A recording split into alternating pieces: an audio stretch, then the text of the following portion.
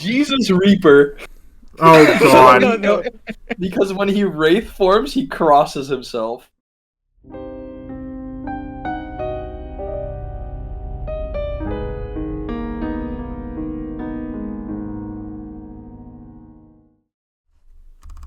Hello everyone.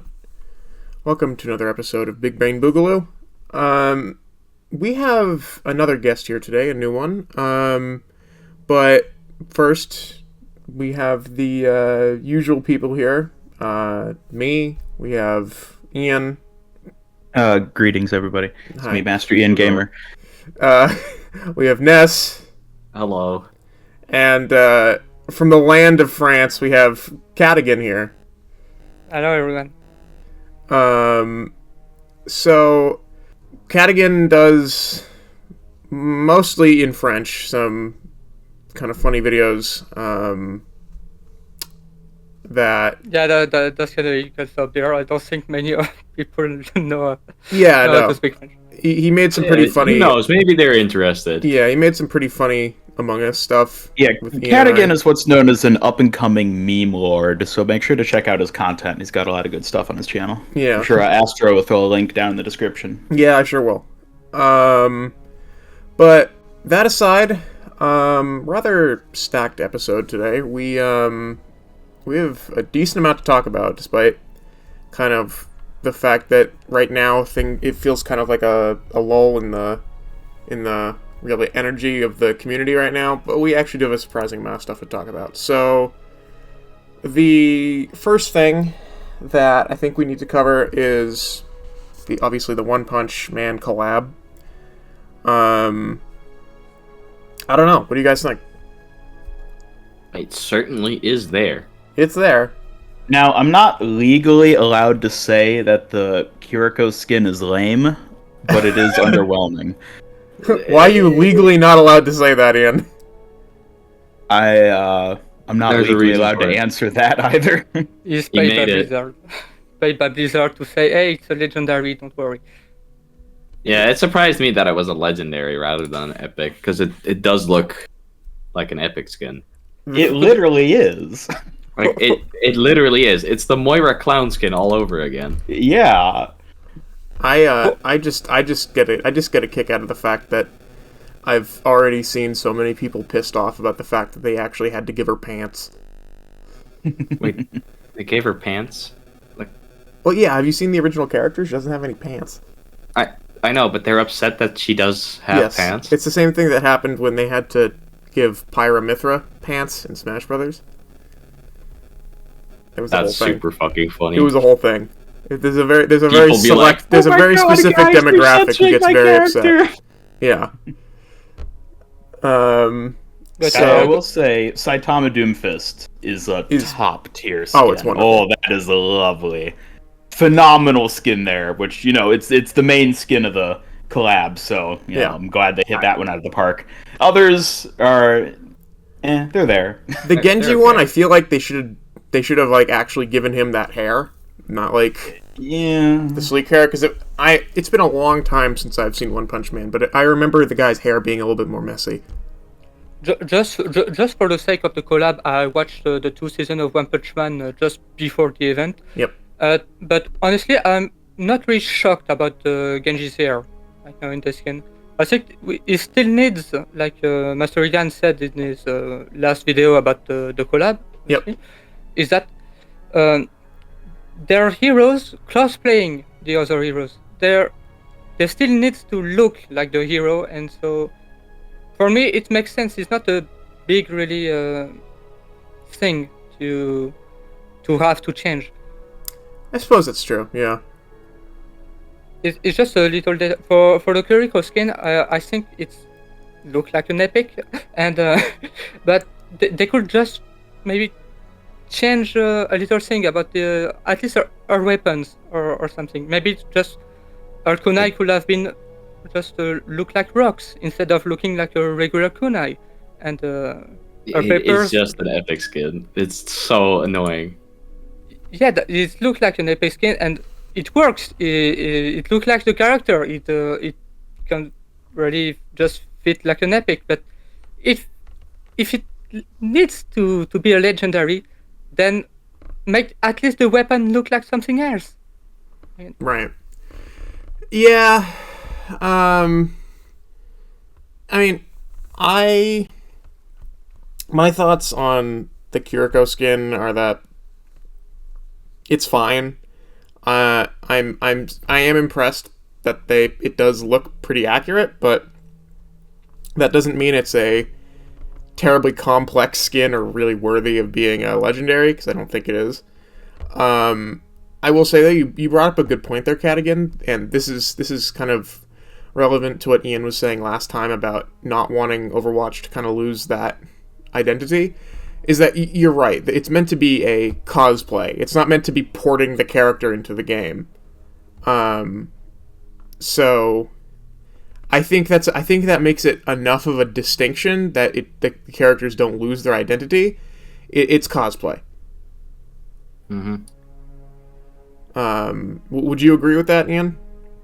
Yeah, absolutely. That seems to be the direction that Blizzard has taken. In fact, I think it was Aaron Keller in an interview before the thing even like launched officially, talking about the skins, where like he literally used the term cosplay to define how like they go about designing these types of skins in order to keep the silhouette and maintain Blizzard's or Overwatch's identity. Right. Yeah, no, I mean it makes sense.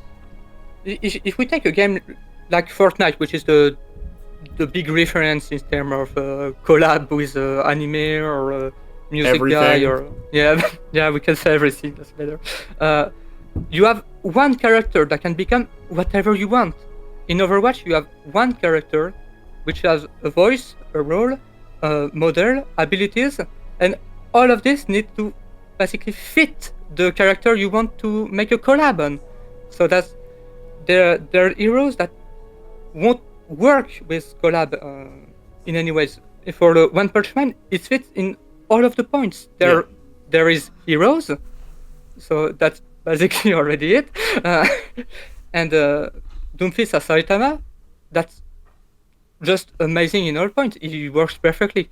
The only thing maybe I just have to say about the Doomfist Saitama skin, and basically all of the skins, is that I'm just maybe a little bit sad that there's no like special effects or a special voice line like we had with the Cupidon skin, which I think could have been a lot better in that doesn't change anything, but that could have been a lot better as a selling point, at least, because Make him play like One Punch Man noises. just maybe in the Meteor Strike, maybe just say no more punch, and that would have been it. That would have been really funny when he one shot someone and just say, yeah, that was just It a could normal just punch. be the one punch sound effects, you know. But that's the thing. That's why I think the skin is so ironic, because he can't one shot anyone anymore. That's also really sad. So Of all times to pick to make this skin, this is probably the worst time. Because the man does 70 damage. Yeah, but I mean the rocket punch now boops the enemy a lot further, which can lend to multiple one punch kills. yeah, but it also with the just pisses environment. me off more. So I don't like going flying. Just kill me, motherfucker.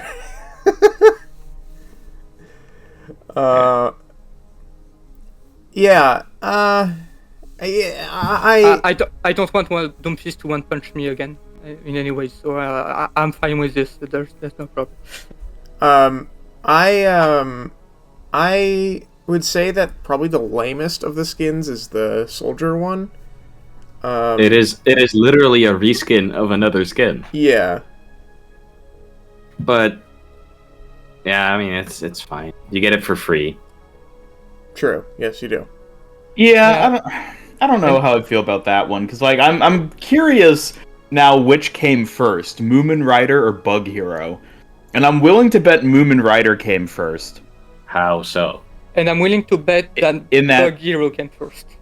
In that, I think Moomin Rider came first, in that they made this whole like, collab thing. They worked with the One Punch Man people to make the collab, came up with these skins. And then they decided, we can use a portion of this skin for Soldier, and then make it its own sort of like Sentai type hero and stick it in an earlier battle pass, as like a way to just have more content, basically. Right.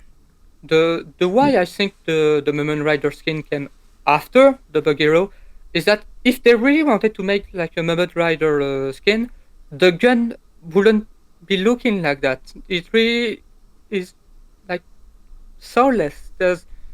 I think if you had a Mumen Rider skin, you want the gun to look like maybe just a bike.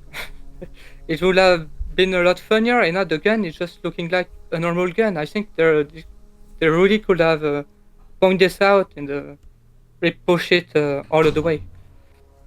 It could be that the skins are made simultaneously. That's and also that, possible.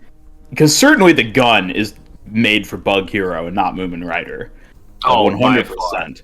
That's one of my arguments why I think Bug Hero was probably made first by far. Because, I mean, it does look more like a Sentai idea type skin, you know, the helmet and everything. But then they were like, okay, what if we take the helmet off? And it's like, oh, well, that works for Moomin Rider's aesthetic. Yeah, it just seems sort of weird. Like, I'm just trying to imagine, like, the business side, them working with... Who is it that owns One Punch Man? Is it Bandai? I have no idea. Might be Bandai. Hold on. I'll go check. Like, I just imagine them working with them and them like, pitching ideas. Like, okay, we got, like, the Moomin Rider. We can do a character like this. And they just show, like, what's clearly just a skin they've already made for their own other thing. And be like, this is going to be the skin represent your character in our game. Right. And it's like... you just recolored something you already made for something else. Like, that's almost insulting. Wow, if Bandai Namco owns One Punch Man, that actually means that it probably they actually already have the lines of communication to make a Souls collab. That's pretty funny. I can't seem to find who owns it. Hold on. I just know that season 3 of One Punch Man is going to be made by Mappa, I think. But the 2 other seasons, I don't remember who. But Huh. All right. Well, while Ness is looking up who makes One Punch Man, I suppose we should briefly go over the kind of funky matchmaking that we have going on right now. Oh yeah, it's been quite a ride so far. So not only let's set the scene. Okay, you try to queue for quick play. You know, not even comp. You know, fuck that mode. Quick play, right? Quick play at the start of Overwatch 2, even until now, has been pretty good. You know, matchmaking has been fine so far. The occasional one guy's a little too good, but nothing more than that. Recently, they changed the matchmaking, though, and they said so. It's like, hey, guys, we changed the matchmaking. It should be a lot better now. So not only have half my matches so far been duds, like I'm just stuck in the main menu and it says can't join the server, but the other half that do work are so horribly imbalanced on either side, it's not even fun. Yeah, I got matched with Flats. Ironically, Flats was actually not the biggest threat on the enemy team. The biggest threat on the enemy team was their support. I kid you not, was their Zenyatta, who I didn't recognize the name of. I don't remember it either, so afraid I can't really report. But I remember that Flats was on JQ, and he was actually he was obviously better than me, but he was not nearly as godlike as I was expecting. He was just he was scary, but he wasn't crazy. Their Zenyatta, though, was an absolute lunatic. I think he died once, and he had something like 28 eliminations, and this was in quick play. This was not a double round thing like a comp mode. He got 28 eliminations within the 15 minutes that the game lasted. That's pretty fast. Guy was just absolutely nutty. But yeah, we got stomped. So it was not great. I've definitely gotten some less than desirable matchups. Katogan, you said you got matched with J3. yeah, I got matched with J3 just this morning, and but it was in Mystery Heroes, and because they're. We should also talk just a little later about the Mystery Heroes competitive, because I think that there's something that don't work, honestly, in competitive, even though I really wanted to have a competitive mystery rules for a long while. Yeah. Finally, my actual comp teammates have a mode to play in, They can finally, they don't throw by switching every time because they have to. Yeah, because myself, I play almost all of the heroes except Widowmaker, because she's French, and I mean, no, except Widowmaker. But yeah, to go back to J3, I just go match with J3 and other top 500 challenger on my team, and there was Grandmaster on the other team, and it was like that for all of my placement game, all of I think the 9 games that I did before getting placed. There was only Grandmaster Challenger or top 500 challengers. Almost what did you every end up placing? Diamond 5. Incredible. Just impeccable matchmaking right there. Thank you. yeah, I don't know. It's such a bizarre, it's such a bizarre, like, even concept, like competitive mystery heroes. And don't feel bad about not playing Widowmaker because you're French. I don't think Ian and I play any of the American characters. I sometimes play Ash. Don't worry, that's not the reason. Oh, of course. It's just because I don't like snipers. Neither do I. It's just the gameplay. It's not because she's French. There's absolutely not a single link about that. So, yeah, Ness, you're not terribly much of a Sigma guy. I mean, I play him. I don't mind. And What is that melody? Oh my god, the ability to do the echo there is amazing. I know that Diego doesn't play Sombra and Zek doesn't play, Sojourn. That said, really hasn't had an opportunity to play Sojourn. Yes. That said, Jazz does primarily play Moira. So, yes, there is that. Okay, so comp stuff. Yeah. Competitive Mystery Heroes is bizarre. I didn't even know it was a thing before Katogan told me about it before we started recording. I think it went live a few days ago. Yeah, I haven't checked Arcade, so... It was just like last Tuesday, and it got live. Right. Yeah, I haven't checked competitive, or the Arcade, so I don't know. There are also some minor balance changes, like Orisa being able to be hacked out of her ultimate. Yeah. Previously was basically uncancelable. But before we mention that, though, we should mention the comp points stuff and the fact that there's still the requirement to even earn them.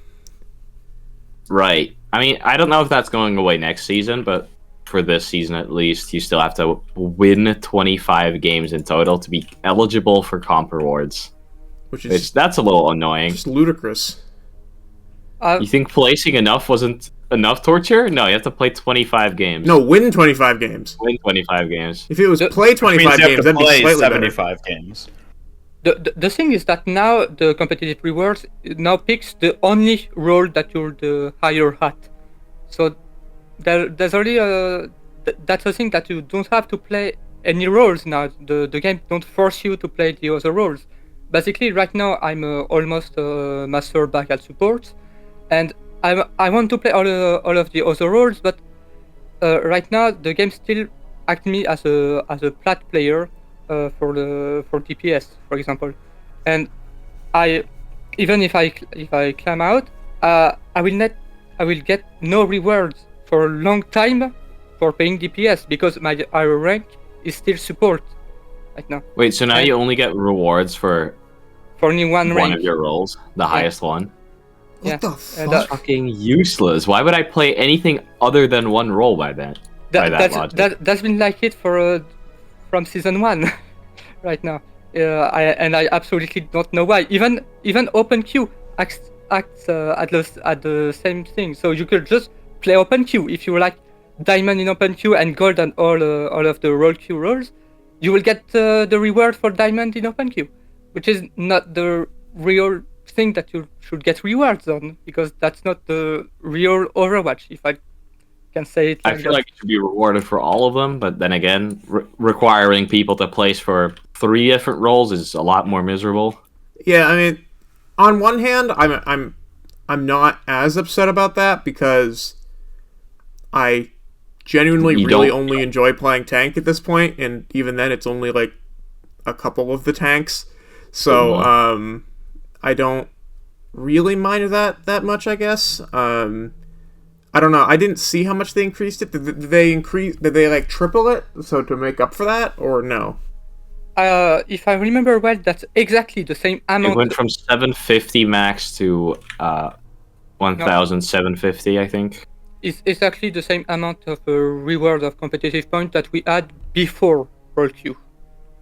Oh, okay, got it. Yeah. I understand. Okay. Which is not a lot. No, it's not. I may Which say, is a lot less that we had before World Q. So we win way less competitive points, especially now that World Q and Open Q are under the same reward stand. Only Mystery Heroes, for example, is on the side, and you win more competitive points just by Mystery Heroes. So Mystery Heroes is probably more important than World Q at the moment. What? Why? It's easier to get your comp points for. What reason do they have for making it more difficult to get golden weapons? They couldn't justify being bad enough already. So they're like, we have to make it a little worse so we could justify to ourselves we suck. Because the game just passed free to play, you understand? People need to work harder to get golden points. Man, yeah. I'm a student. I don't need a fucking job. It's like a job. I don't need playing Overwatch to be my job. Granted, I already somewhat feel like that. I already feel obligated to play just so I can get to the end of the battle pass, which is a shitty feeling.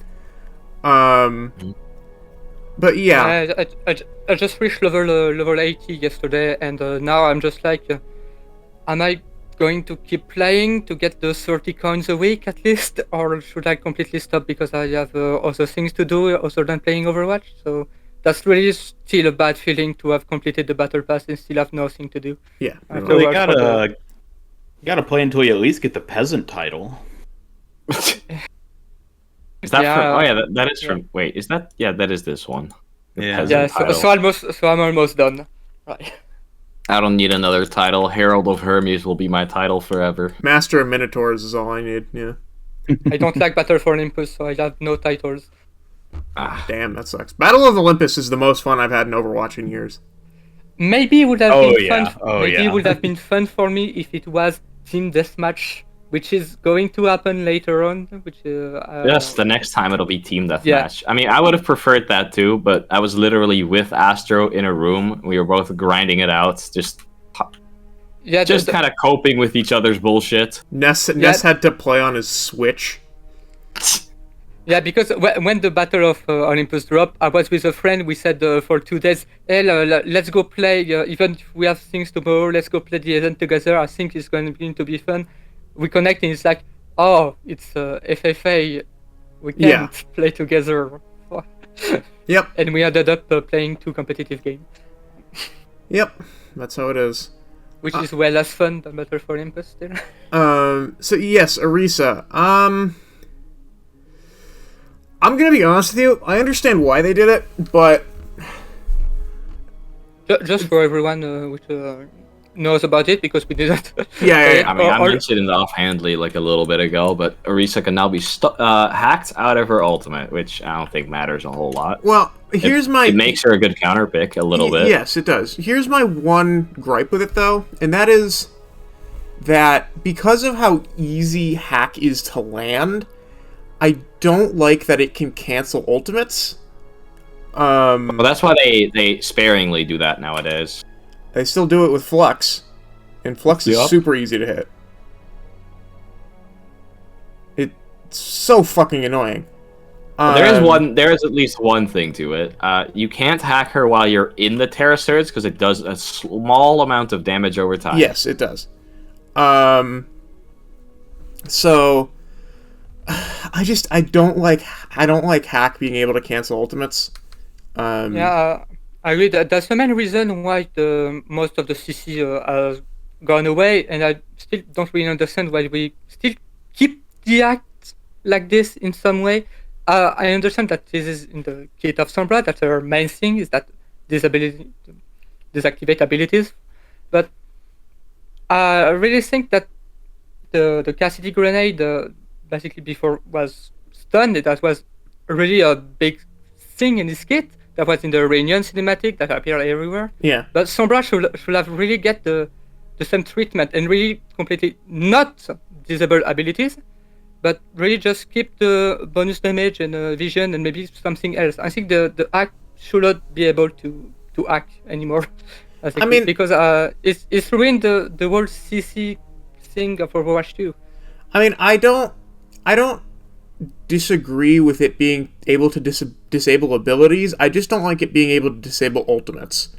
Like I don't really have that much of an issue with it, like, hacking me out of, using my kinetic grasp or anything like that. It's like, forum shit. posts then, Astro. Think of the forum posts, right? Imagine some guys like, I am going to hack the enemy Zarya. And then they hack the enemy Zarya, to which the Zarya replies, I will ult now. Yeah, I mean, it's obviously on a hero-to-hero basis. If you turn everything on a hero off except for their ultimate, they're going to click on the ultimate. Well, I know, but I think that's fine. I mean, I feel like the thing with ultimates is that they shouldn't be. It should be possible to shut them down, but it shouldn't be easy. I don't think that's really going to work because ultimates are like abilities, and if you want to really change it so that ultimates are immune to hack, it won't really make sense with abilities like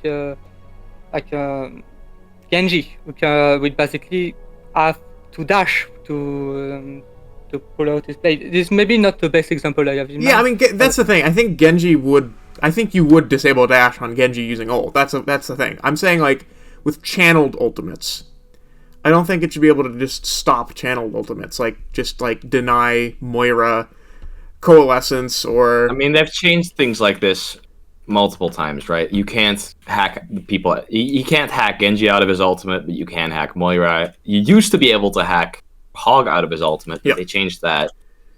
And now they're like, okay, well, Orisa's ultimate really has zero counterplay now. Yeah. It's just map geometry at this point.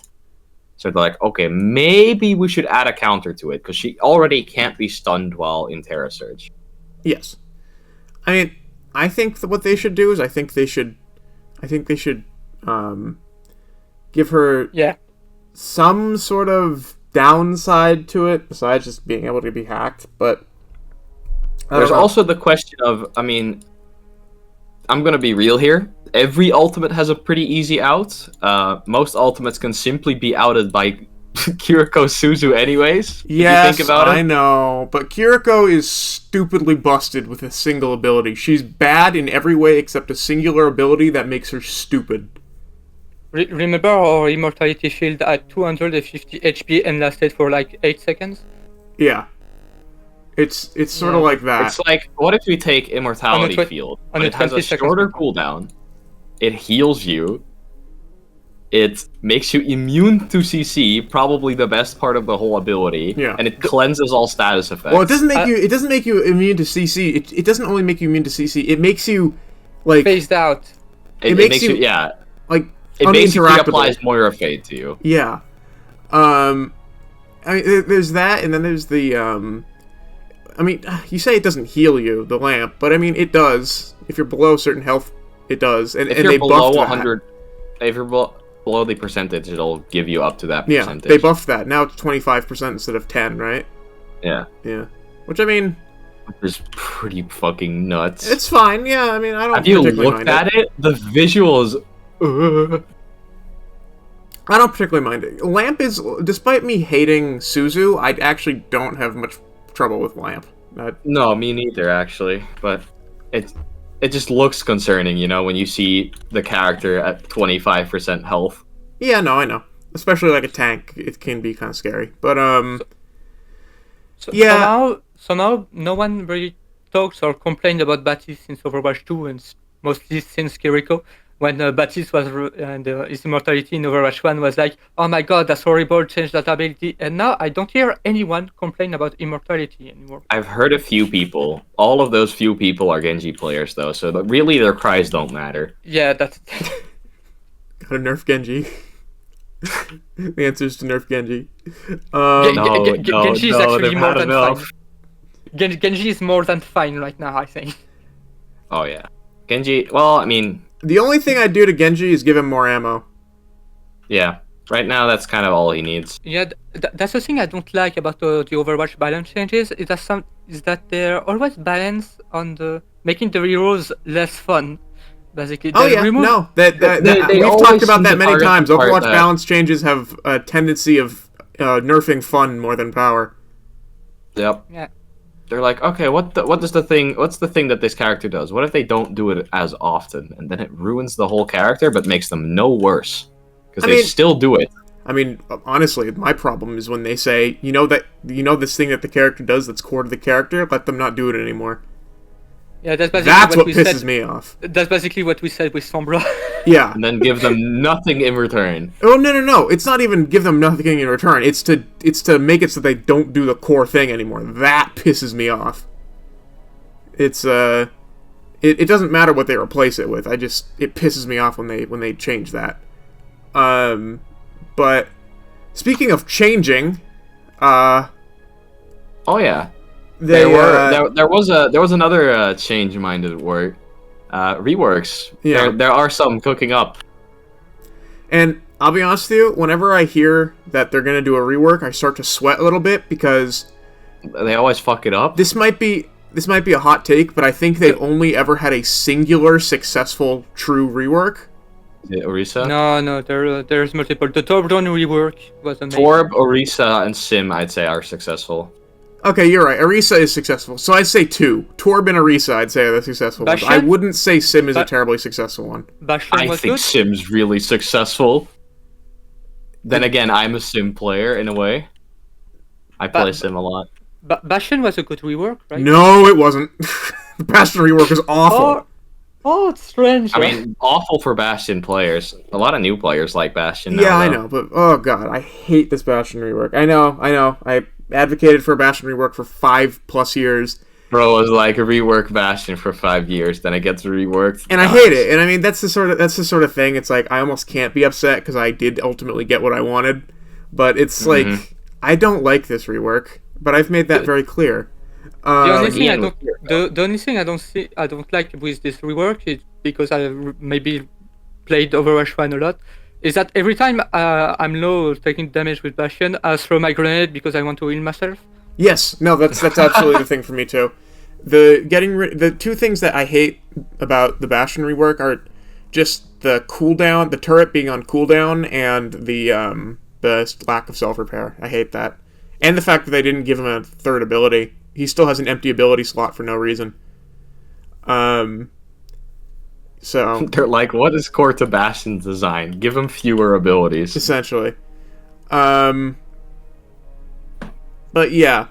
I don't know. They just have a tendency to make reworks and not make them great. We've seen that with the Doomfist rework.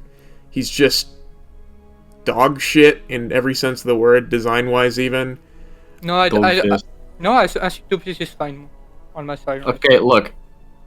My opinion on the Doom rework is it was fine in the original Overwatch 2 beta, and they have fumbled the bag ever since. I mean, I've made my point with Doomfist rework very clear. It's that it removes like what made Doomfist fun, which was the creative rollout usage between slam and uppercut and punch, just like the unique creative movement options.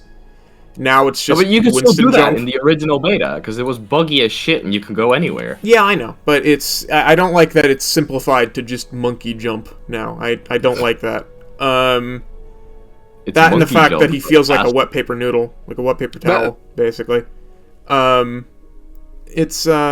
yeah, I mean, the Mercy rework was a catastrophe, and it's continued to be a catastrophe. Yeah, Yeah, the world really hasn't been the same since 2017. Even the season 3 almost rework of Mercy is horrible. Yeah, it's. Well, I like these Guardian Angel changes personally, but that's just because I don't know, I have brain damage or something. I don't know. I don't know. Ian, what do you think what reworks would you have considered successful? Thank you, Ian. Yeah, there you go. So, yeah, case in point, whenever I hear that they're going to rework a hero, I start to sweat because the first thing that goes through my mind is, holy fuck, this is just going to ruin the hero. And we're already seeing that with the Roadhog soft rework, which is the sort of thing we talked about this very briefly, and we're not going to talk about it beyond this one remark. It's just I don't know what they could add that isn't busted in of itself that is going to make him good. The thing is that Roadhog is maybe going to be getting a really big rework, but what we're talking about the season 4 is that it's going to be little reworks. Yes, it is going to be smaller reworks, and in a sense, that's almost more concerning in some ways because those ruin the characters a lot more usually. They tend to, yes. I'd say that the Hanzo semi-rework was fine. Storm Arrow... Actually, no, I'll give an example of a successful soft rework. Original Lucio rework. Yes, I would say. Do more of that, Blizzard. Just yeah, be that's okay, true. What can we add to this instead of taking half the kit away? Yes, no, exactly. So it looks like the characters that they're looking at reworking, quote-unquote, are May, Cassidy, Brig, and Sombra. So... and maybe Mercy. Mercy's the one I hope for, because Mercy, what just said, it was going to be just ballast changes about the last small rework. So it's not really a rework. It's like changing the data of the rework. Yeah. So it's numbers changes. I get it. Yeah, numbers changes in most cases are what I think is the best way to go. But what are you gonna do? I didn't actually hear about anything besides I didn't hear about the May. I didn't hear anything about May. I heard about Cassidy, Brig, and Sombra. May is supposed to be just changes to the primary fire. They was talking about a new effect or something. Maybe just more slow or maybe freezing.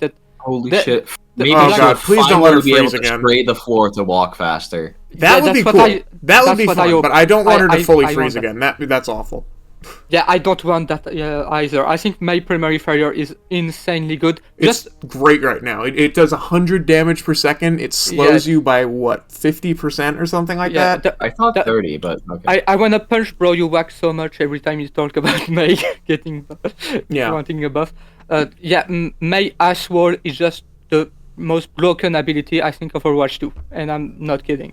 Icewall is stupidly good, yeah, I agree. Icewall is really good, but I don't hate it because it's such a unique ability. Than it was in Overwatch 1. In Overwatch 1, it was actually better. Yeah, in Overwatch 1, I think the pillars had 400 HP. Yeah, they had more health. They had bigger hitboxes, so you couldn't walk into them like you can right now. Right now, I think they have 200 health. 250. 250. Yeah.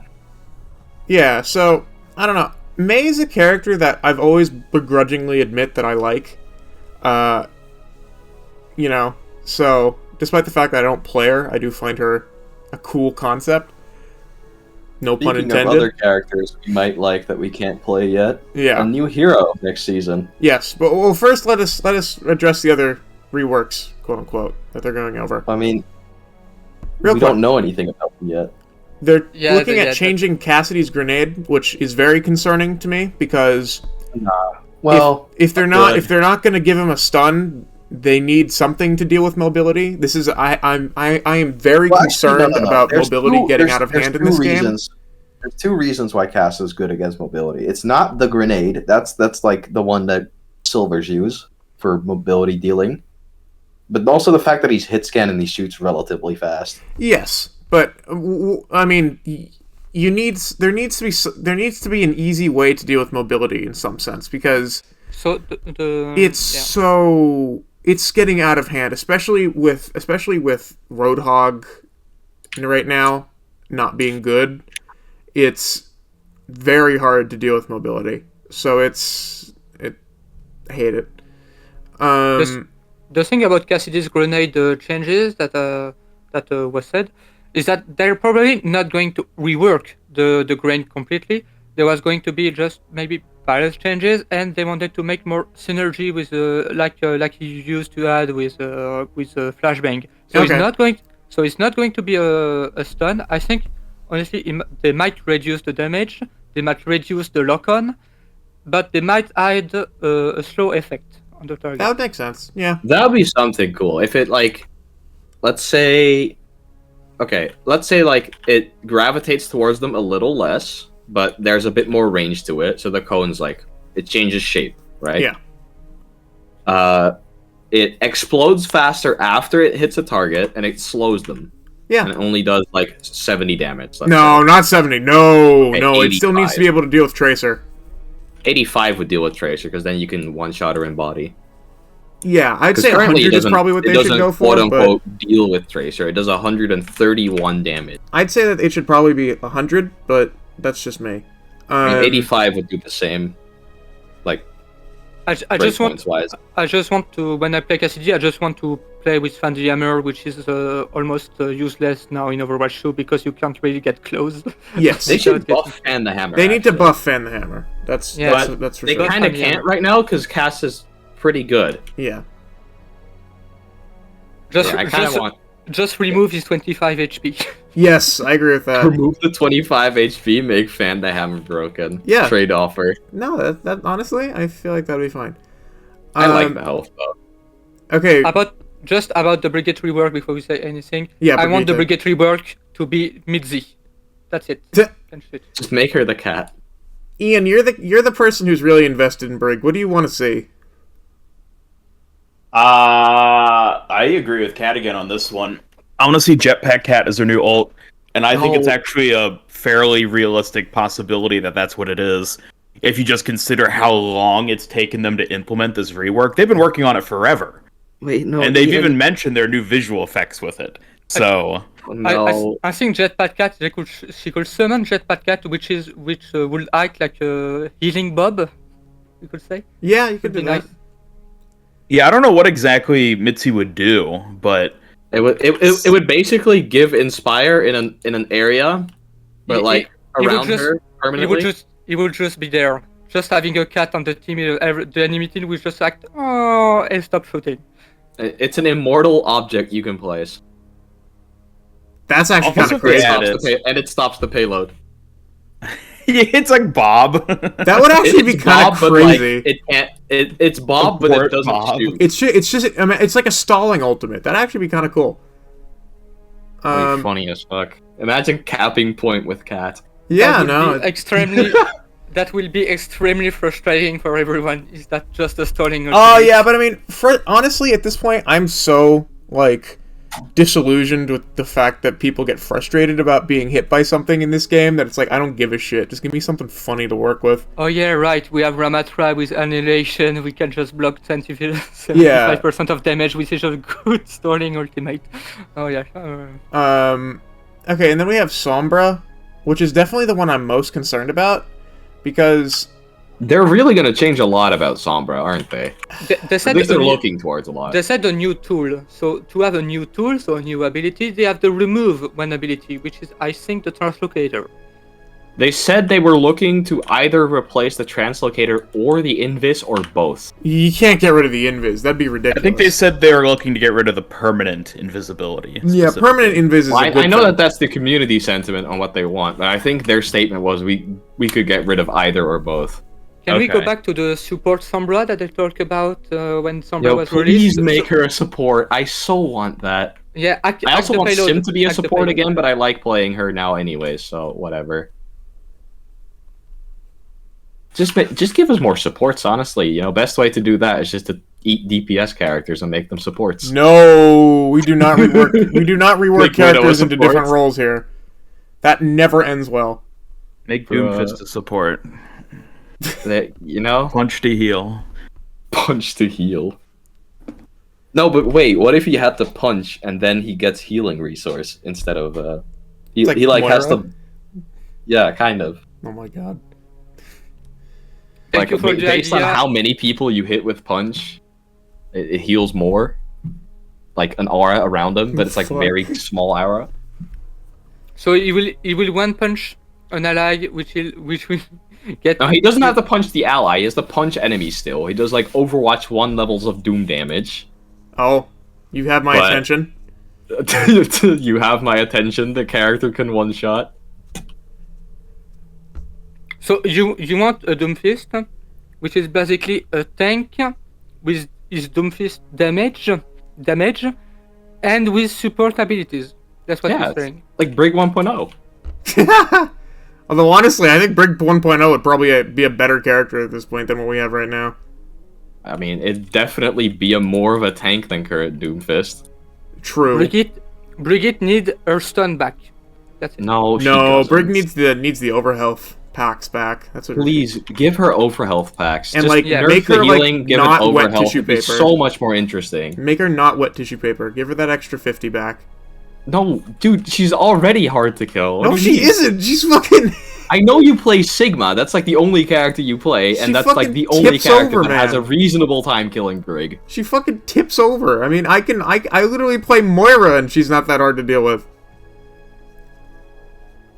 Nah. Brig is real survivable. You just don't play her right. I'm not the one playing her. No one plays her right, then, I guess. Alright, so... Speaking of supports, we do have the new support hero coming. Cute support. Yes, that is the only info we have, that they're apparently cute. In the same And way as that's Mercy, enough. though. Not like Wrecking Ball. Not like Hammond cute. Now, did you guys actually watch the live stream in which this was mentioned? No. I don't really... But I I'll don't be know honest with where you, to I have a Did you tendency hear- to avoid the things that the devs say because it gives me aneurysms. Did you listen to the clip in which this was discussed? No, No. because listening to the Live stream. devs talk gives me Please, aneurysms. feel free to share so I can. So you don't know the context of this, No. which is very important because I think people are getting a little. There's a bit of a telephone game going on here. Okay. I know the question, I think, was, is the character cute? Yeah, let me paraphrase the series of statements that were made by Somnus, I think was the one who asked it. Yeah. Somnus. And the hell is his name? Jared. So is the new support hero cute? Yeah, I'd say they're cute. Cute like Mercy or cute like a cat? Oh, I don't really like cats, so I don't know. Okay, a dog instead of a cat. I'd say cute like Mercy. That was the entire exchange. Damn, we really got no info. Yeah, so it actually means nothing. Alright. It's people are going around saying, "Oh, the devs described the new hero as cute." No, they affirmed that they would say, "Yeah, they're cute." Like that is completely different than the devs saying the new hero's cute. Yeah, no, it is. We've learned nothing. Because as you unfortunately reminded me, some people would even consider Moira cute. So it's like, Right. Like it could be anything other than like Doomfist level of like, because I don't know, I think it'd be hard pressed to call Doomfist cute, but I'm sure there's somebody out there. there's who would someone say out there. that. Okay, But granted, I would consider it just as hard to call Moira cute as it would to call Doomfist cute. So No. Now we're asking real questions. Is Bastion cute, though? yes, Oh, absolutely. 100%. 100%. No. But who would disagree with that? Nobody. Katogan disagrees. Get him out of here. All right, I'm. And I'm back. Oh my god.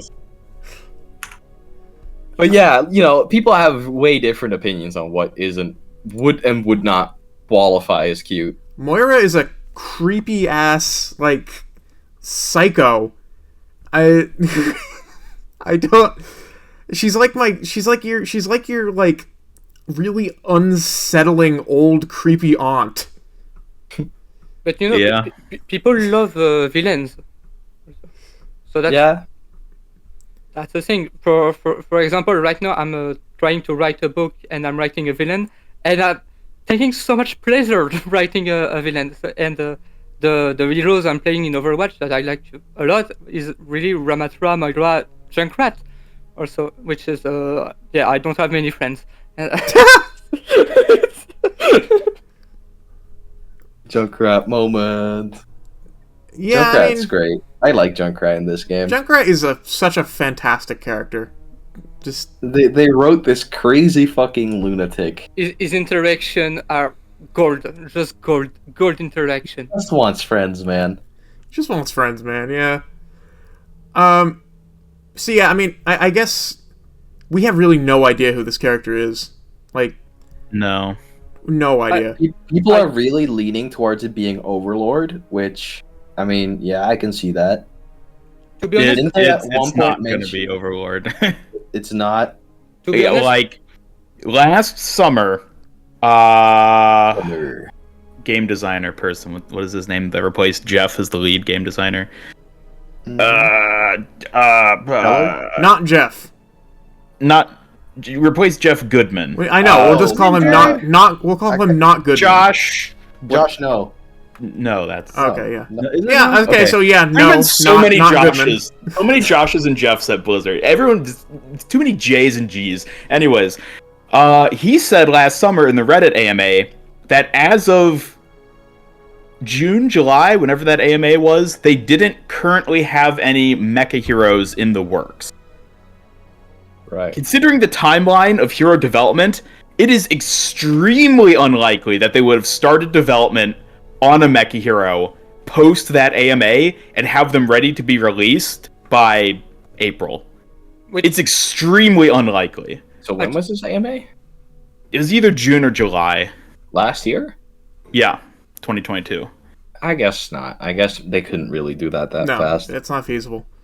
And so I'm like, What the no, fuck it's is it? not Because gonna be. they seemed to have mentioned that we would know this character. No, not this Or the character. next one. If you watched the stream or at least saw the clip and heard the context in which the statement was made, they said we will see new and familiar faces in upcoming heroes in Overwatch 2.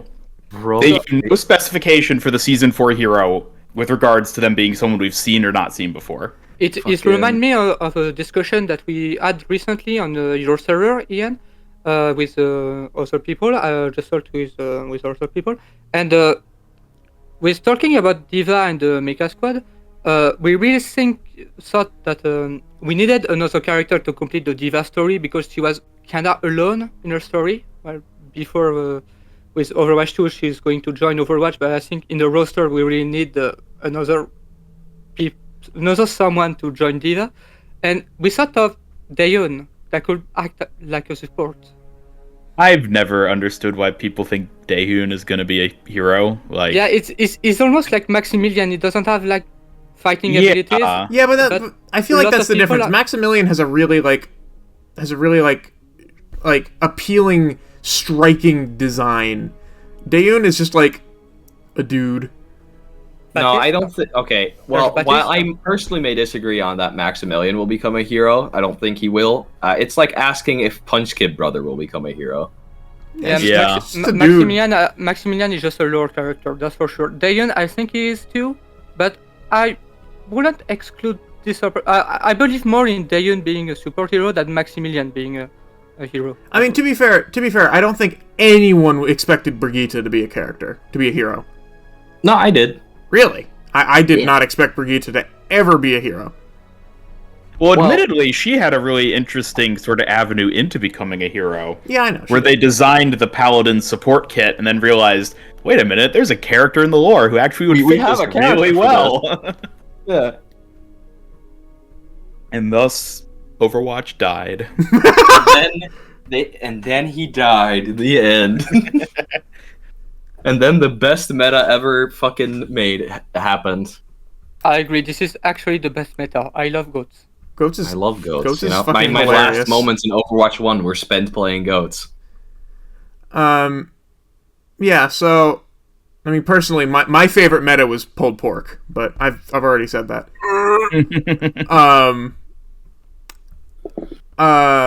Yeah, I mean, familiar faces. I played Doomfist into pulled pork, and I loved it. Just understand that. You fucking crazy lunatic. So familiar faces coming. I mean, I'll be completely honest. I heard that, and I was just like, they're just talking about Malga. They're just That's just Malga. they're just talking Yeah. about Malga.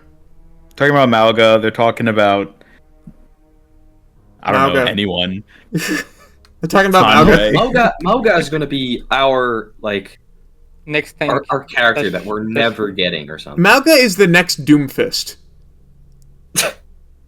People always talk about, oh guys, when's Doomfist coming out? No, And never Malga's come the next Junker Queen. Yes. Yes. Okay, that's more accurate. Yes. out. There's Junker Queen Is already the next Junker Queen. He's been in the has lore for already such a been long the next time. Junker Queen. He's already been in the lore for such a long time that I think And we know they're working on it. That's the worst part. they've been working on it way before Sigma.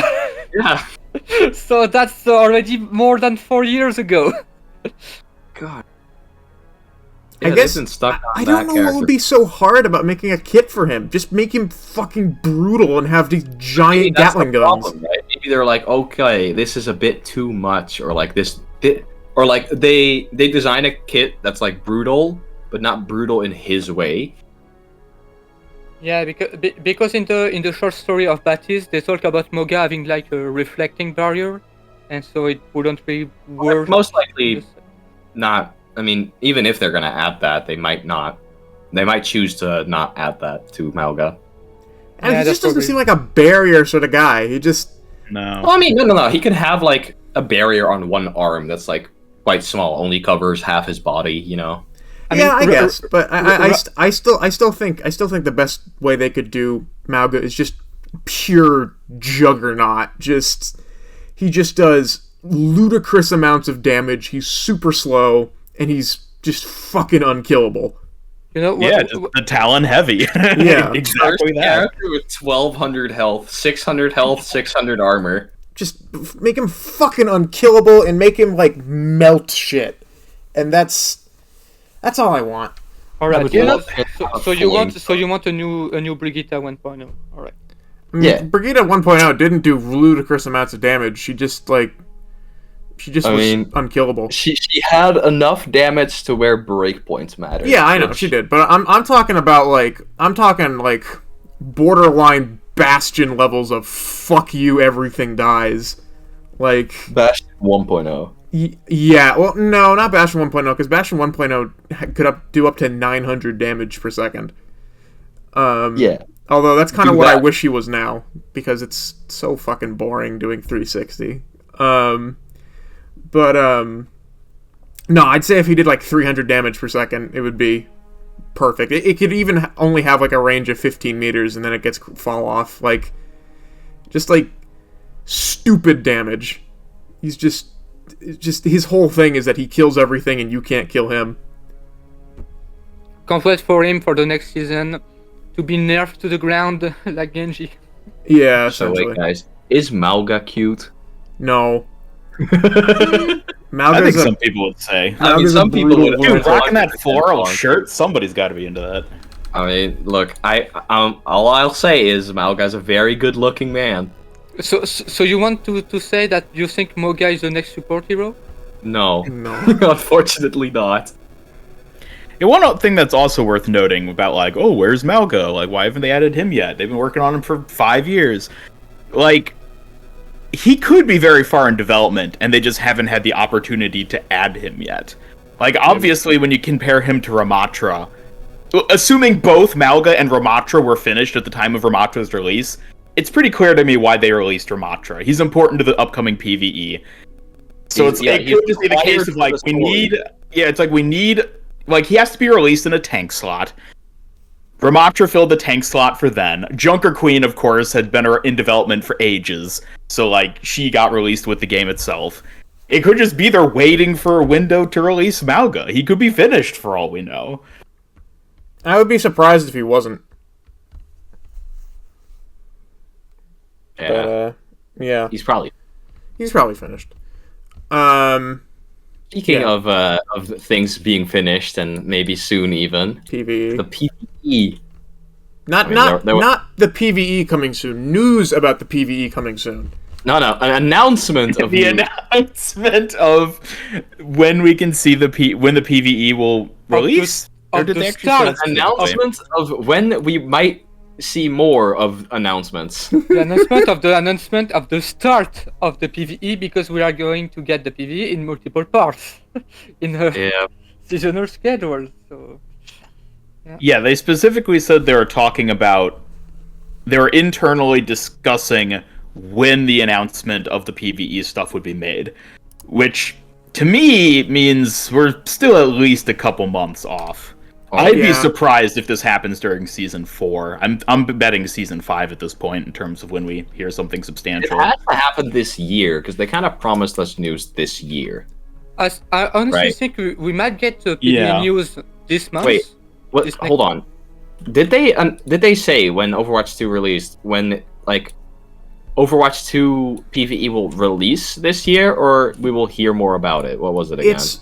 They said it would release 2023. So, and if I had to guess, it'll probably come with. Let me see. What would the winter event season be?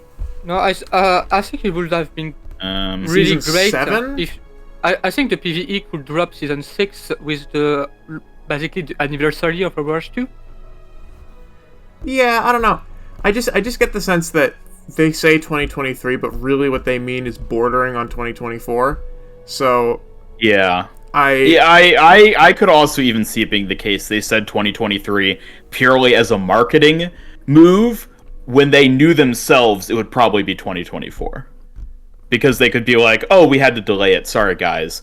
But that still sounds better overall, saying 2023 and then delaying it instead of saying 2024 back in 2022, you know? Yeah, I mean, you're right. There was no way for them to lowball it with 2023. Yeah. I still am of the opinion that it'll come out with the with winter 2023. They also said that we were going to be having a roadmap really soon, which is, in my guess, at the same time we will get PvE baby. news. We'll see when the game will get better. Maybe the roadmap we are going to see like I don't know, August PvE announcement. Let me put it this way: the roadmap is going to look like a roadmap through Nevada. A straight line. Just a straight line with nothing on it. And with 2 Widowmakers sniping you over to get you back to spawn at the beginning. Yes. I mean, look, Katogan, I know Ruins is a little uninspired, but that's a little low. I'm trying to be optimistic for Overwatch 2. I've been quite pessimistic for a long time for Overwatch, so now I'm gonna start believing again. And you guys are starting to making me sad again. He's beginning to believe. No hope. He was only just beginning to believe again. Yeah, I was sad.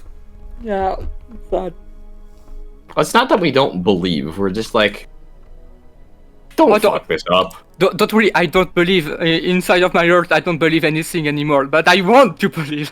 I mean, I'll be completely honest with you. I've got no fucking faith in this game anymore. I just want to be there for the ride. Alright, so are we switching to our Fortnite podcast? Maybe? You say that. I actually played Fortnite for the first time in years the other day. That game is still fun. You liked it? Oh yeah, I used to play a ton of Fortnite back in 2018. I will say that I am way more looking forward to the Elden Ring DLC and Armored Core 6 than I am to the future of Overwatch stuff, but Overwatch is Overwatch. I'll always have a connection to it, so I'll stick around. Yeah. My problem is that in terms of video games, I've Overwatch.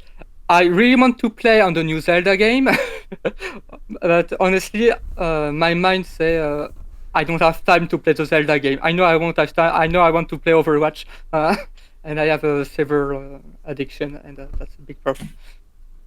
Yeah. My man's addicted to Overwatch. At least he knows. At least I know that won't change a lot, but I don't know. The first step to beating your addiction: acknowledge you're addicted. You can you can be addicted, but you still won't play as much as Proto. You know, as much as who? Proto. I'm trying to bring my friends a lot to Overwatch, but they don't want to.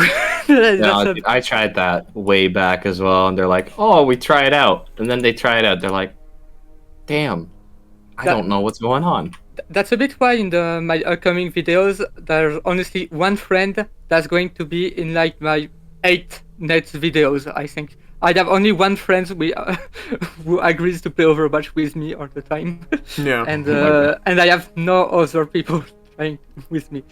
And that's The thing. new release sheen also wore off from Overwatch 2 pretty fast. It I never noticed. really had any, I'll be honest with you.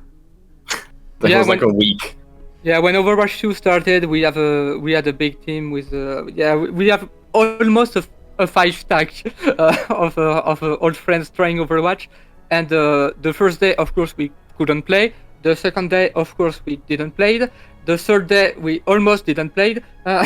Yeah, no. because- The servers fucking crap themselves. and so after 1 week, when I said, "Hey, can we try out Overwatch again? There's a Kiriko almost in competitive now," and they said, "No, I have something to do in Destiny 2. No, I have something to do in League of Legends." And I was like, Right. "All right, so let me play. Let me be plat 2 in the." Anyway, might I just say, I am convinced that Proto has to have a hyperbolic time chamber in his house, because that man He is the just like... hyperbolic time chamber. What? He is the hyperbolic. Yeah, time no, chamber. he literally like manages to finish the battle pass and then all of the like additional titles of the battle pass within like 3 days or something like that. No, it's not that bad. I'm Actually, exaggerating slightly, but that's what it seems like. It's like, holy shit. Let me check if he's finished the battle pass this time around. He might just like not have to sleep by some loophole or another. Yeah. That could answer it. Anyways, so yeah, that's the PvE stuff. Weapon inspects and the archives event. Yeah, No, when okay, inspects are let's. coming No, season 6. I need to scream about the weapon inspects. They're like, they put them in the trailer, right? Yep. They're like, guys, this is a selling point, Yep. and they're gonna release it 1 year after the game fucking released. Yep. My God.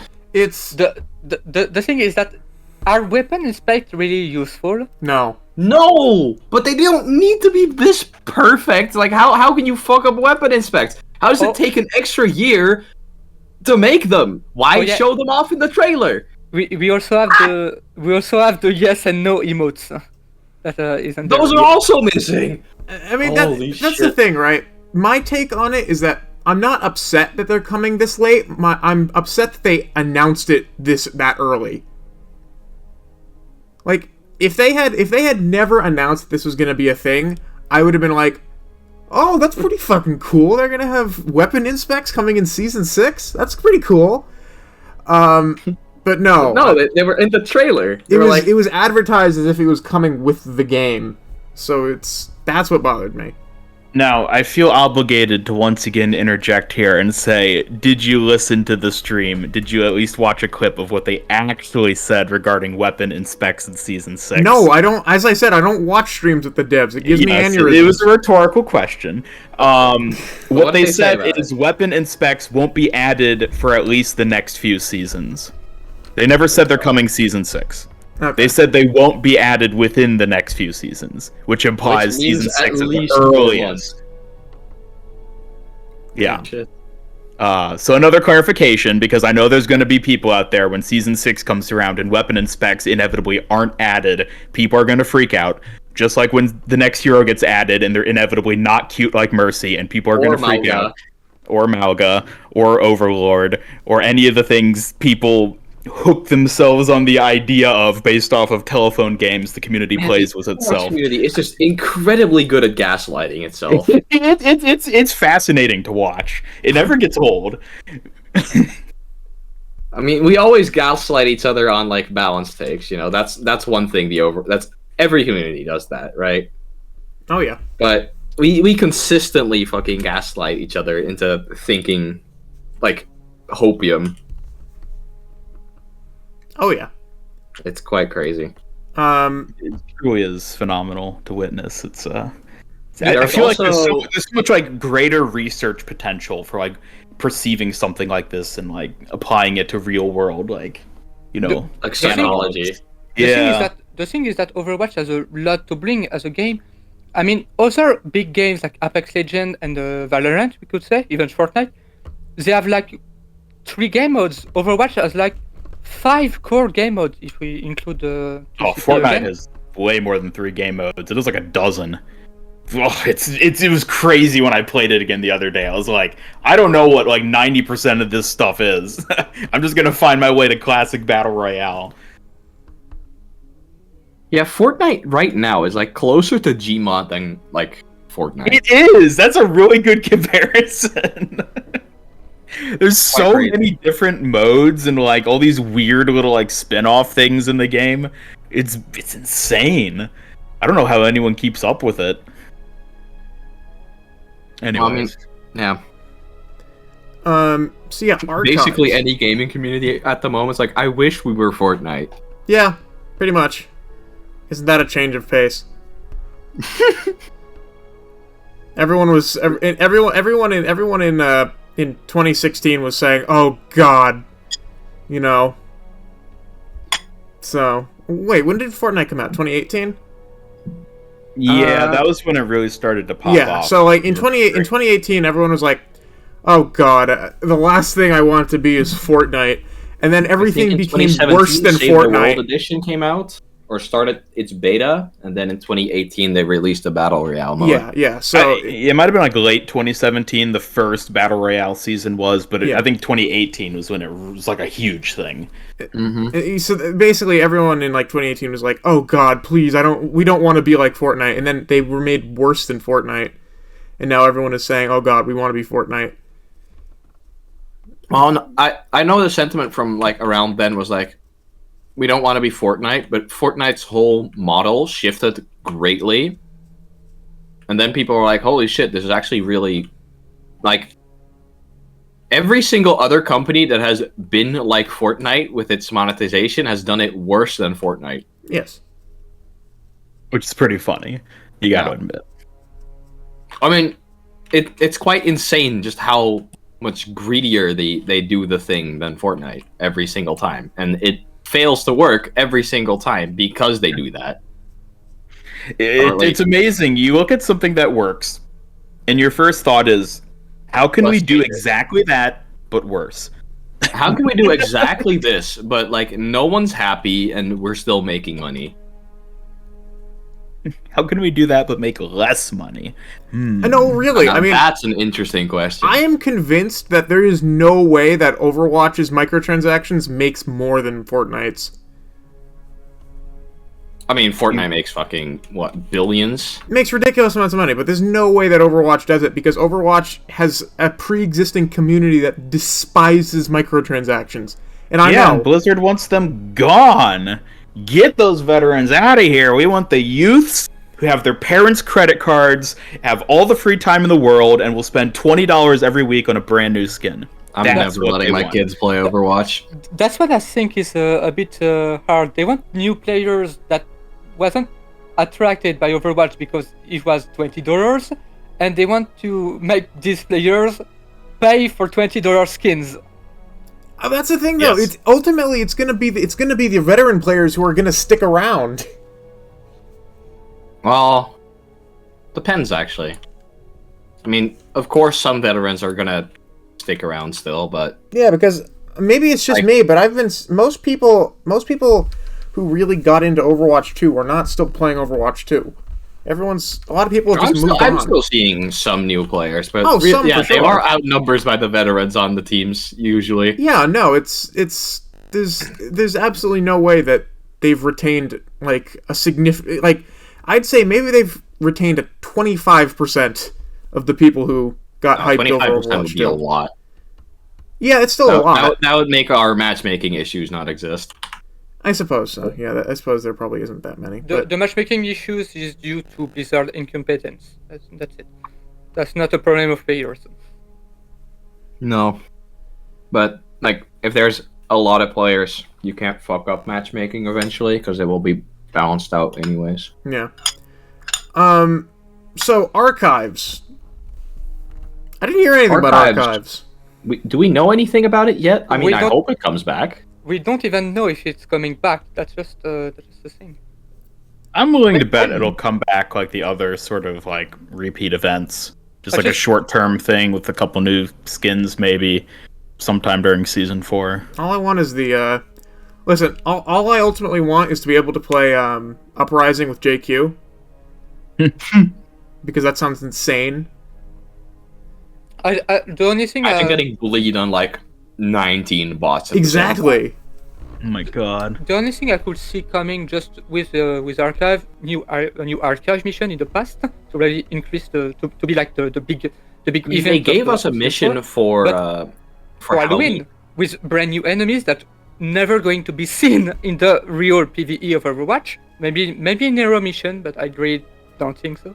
But yeah, they could really do it again, especially if it's Talon again.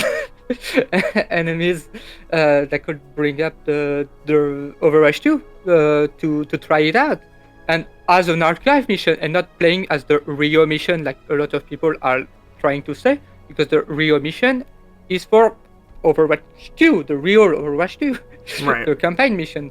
But getting a new archive mission to really get maybe into finally the bad guys trying out to fight to start the uprising, because now we have Ramatra. So maybe we can have Ramatra with Reaper and Doomfist. Ramatra playing Uprising. That'd be interesting. Yeah. I mean, we have Reaper and Moira. Okay, we can play. We can play. We could have a Talon mission. That'd be cool. Yeah. Remember the leak? I think before Storm Rising, when we had we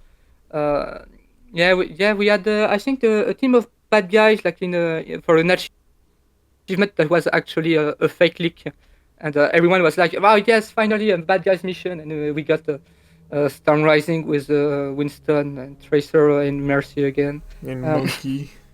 Monkey. Yeah, no, I mean, I'm hoping Archives comes back. Archives is definitely my favorite event, so... yeah. The thing is that I just remember that Jeff Kaplan, like 4 years ago, said for Overwatch 2 that I don't remember exactly when. I think it was a conference press call. They said that 2 events of the 6 regular events were going to stay the same. 2 events are going to be reworked a lot, and 2 events said were going to be completely erased and replaced.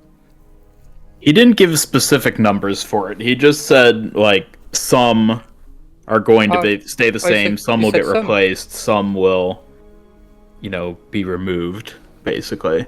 He didn't say, like, 222 specifically. Yeah. I mean, they have no reason to keep them in now, because you can buy all of the old event skins with regular currency now. Yep. Which you can now earn for free. Let's go. Oh yeah, that's something I feel like we should mention real quick.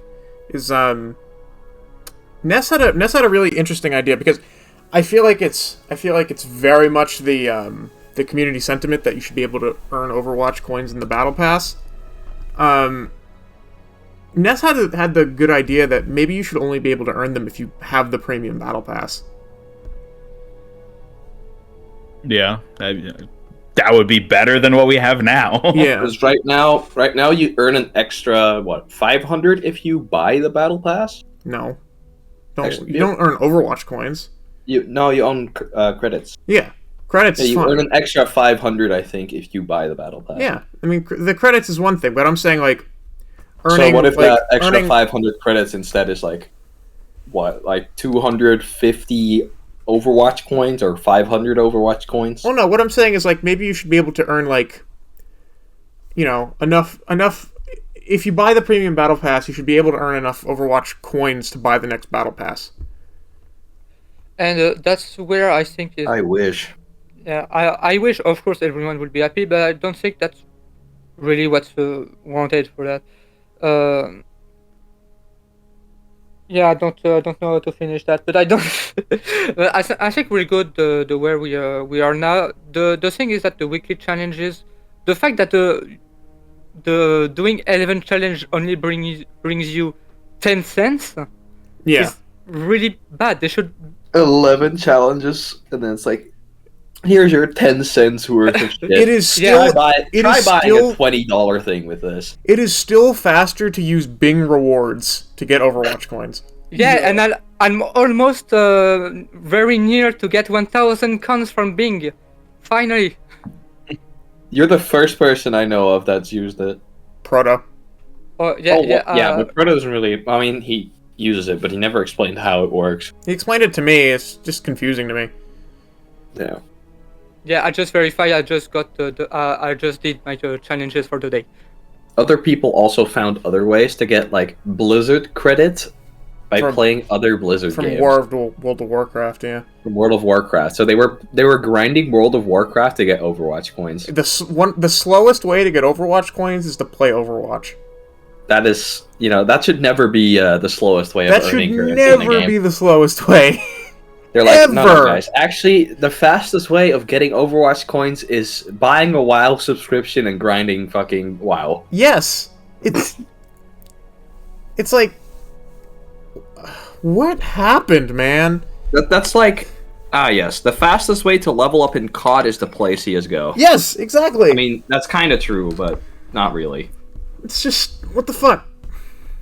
The thing I also don't really like is that the battle pass costs 1,000 coins, and any legendary skin cost almost 2,000 coins. I mean, it makes the battle pass the only good deal. Yeah, that's why I don't really like. I think they should maybe increase the battle pass in some way and give it some. Reduce all the other shit. Yeah, of course that would be the better way, but in the Blizzard way of thinking, if they want to reduce something, they have to increase something else. Yeah. That's just the way that it is. If they want to make people more happy about something, no, they say, yeah, that is better, and they'll see the better also than the worse. When Overwatch 2 came out, there's so much bad things like we talked about, for example, the comp rewards. No one talked about the comp rewards being so low, so changed, when people starting now to realize that the competitive points we gain is actually really bad. Yeah. And the way that we don't win credits anymore.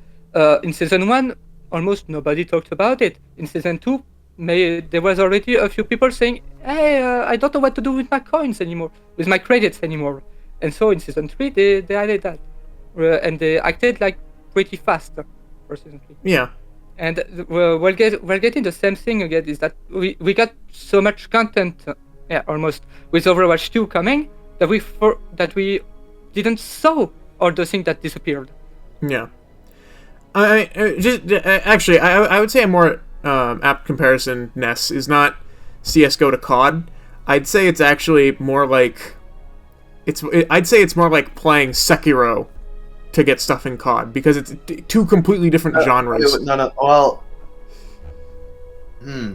wait. What's a good comparison for this? Hold on.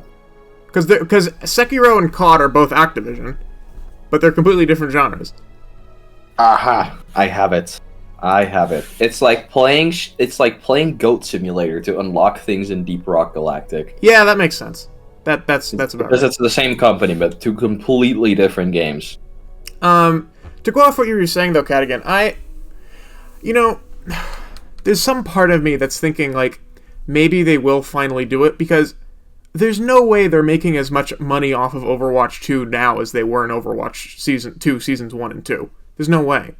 Yeah, they're making a lot of money. The number of people that I see with skins, actually, like Overwatch 2 skins, is absolutely it's a lot. I see really each game. I see like a Oriza Lunar skin. I see the One Punch Man skin. Of course, I see them almost everywhere. But there's two reasons for those being there, right? It's one. It could of course be just a guy that bought it. Yeah. But it could also be a guy that won a giveaway, because there's a lot of those. I mean. And being on the giveaway again advertises the skin, makes people think, oh, well, they bought it, so I might as well buy it. Every time Ness and I see someone with one of those skins, it's like that fucking Farquaad meme pointing. It's like money spender. Money spender, locate it. Get on him. It's funnier- focus them down. It's funnier to teabag someone when they've spent money on the game and failing. It's way funnier to teabag someone who spent money on the game. Yes. I feel impacted.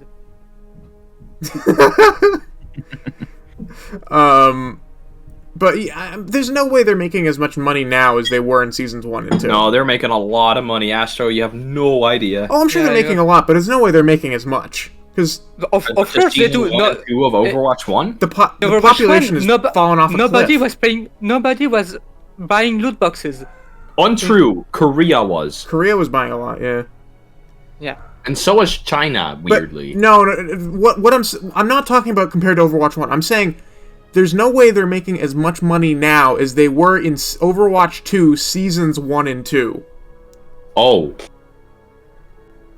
Yeah, I mean, that's also just because there's a lot less players. That's what I'm saying. So, what I'm saying is that part of me hopes that they'll just concede and finally give us the Overwatch coins in the Battle Pass, because it's not like they're making as much money anyways. Right. But They might eventually. I hope so. when a company makes money, and that's always a thing with like anybody, when you become rich, your only obsession is to become richer. It is. I think that's maybe the thing that Blizzard want. Hey, we're getting a lot more of money now that our skin is like expensive as hell, and that our skin has always been beautiful and out of the sky, out of everything. The skins are just amazing in all world, and so they're making so much money that I don't think they're going to reduce the price. Reducing the price of all of the skins, I think if they were going to do that, they would have done it already in season 3, because they nerfed the price of Overwatch 1 skins. So it would have made sense to reduce the price the same way for Overwatch 2 skins. No, I think they're holding out. It's because the other ones are able to be acquired for free. No one has been able. Okay. No one has been able to buy a single fucking Overwatch 2 item for free yet. Think about it. Yeah. I mean, Maybe I was fine. I was able to buy maybe the Crescent Surgeon Postline for free. Mm-hmm. But like, that's one item, and you spent what? How many weeks of grinding on that? 2. How much coins was it? 700. No, Overstand is 100. That's still $1, voice line. Oh, yeah. and $1 is still 2 weeks of work, insane work of 11 challenges. Let's go, guys! I grinded for 2 weeks straight, and I can now buy this voice line. Woo! what I think is the smart strategy. I mean, because obviously, yes, what they want to do is maximize their profits. I feel like it actually probably would, in the long run, be better to maximize their profits by making the credits earnable, or the coins earnable, because it's more sustainable in the long run, because you'll retain more people. Because they're obviously going to have a smaller population. The population is still dropping, seemingly. So if they want to stabilize it and continue making a decent amount of money, they'll have to have some sort of incentive to actually stick around. I know some people. I'm not going to name names because they concern me. Okay. The people that were like, "Oh, well, I forgot to play in Overwatch 1 Season 1. I'm just going to buy the entire Battle Pass." Oh, God. You mean Who Overwatch does- 2 Season Who 1? buys the Battle Pass? Like, buys it to level 80. What the fuck? does- It's like $120. Proto. Yeah. Well, no, Proto doesn't do that. Proto plays. Proto the Battle plays. yeah, Proto but I plays was- so much I that was- it's nothing to him. Yeah, I know. It's exact for the joke from earlier. But I know, for example, Muselk is now buying all of the Overwatch 2 Battle Pass instantly. Oh no! I saw a player on day 1 of this season that had the Kiriko skin, and I was like, Yeah. "Why do you have that?" He was like, ML7 "Oh, I didn't want to buying- grind for it." I'm like, "But you're Yeah. You are the Overwatch, problem. right?"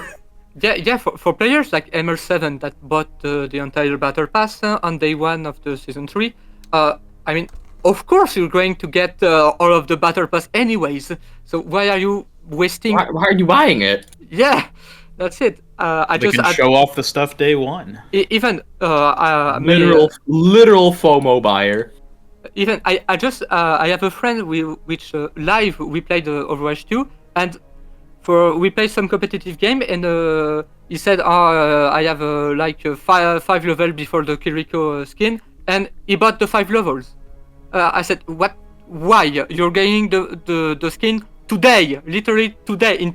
In like 5 games, you're going to get the Kiriko skin. Why are you buying the 5 tiers? It was. Makes no sense to me. Yeah, It's like, have the slightest There are people sliver like of that, patience, you know. buddy. That's kind of crazy to me. Do you want to get the legendary beast title that much?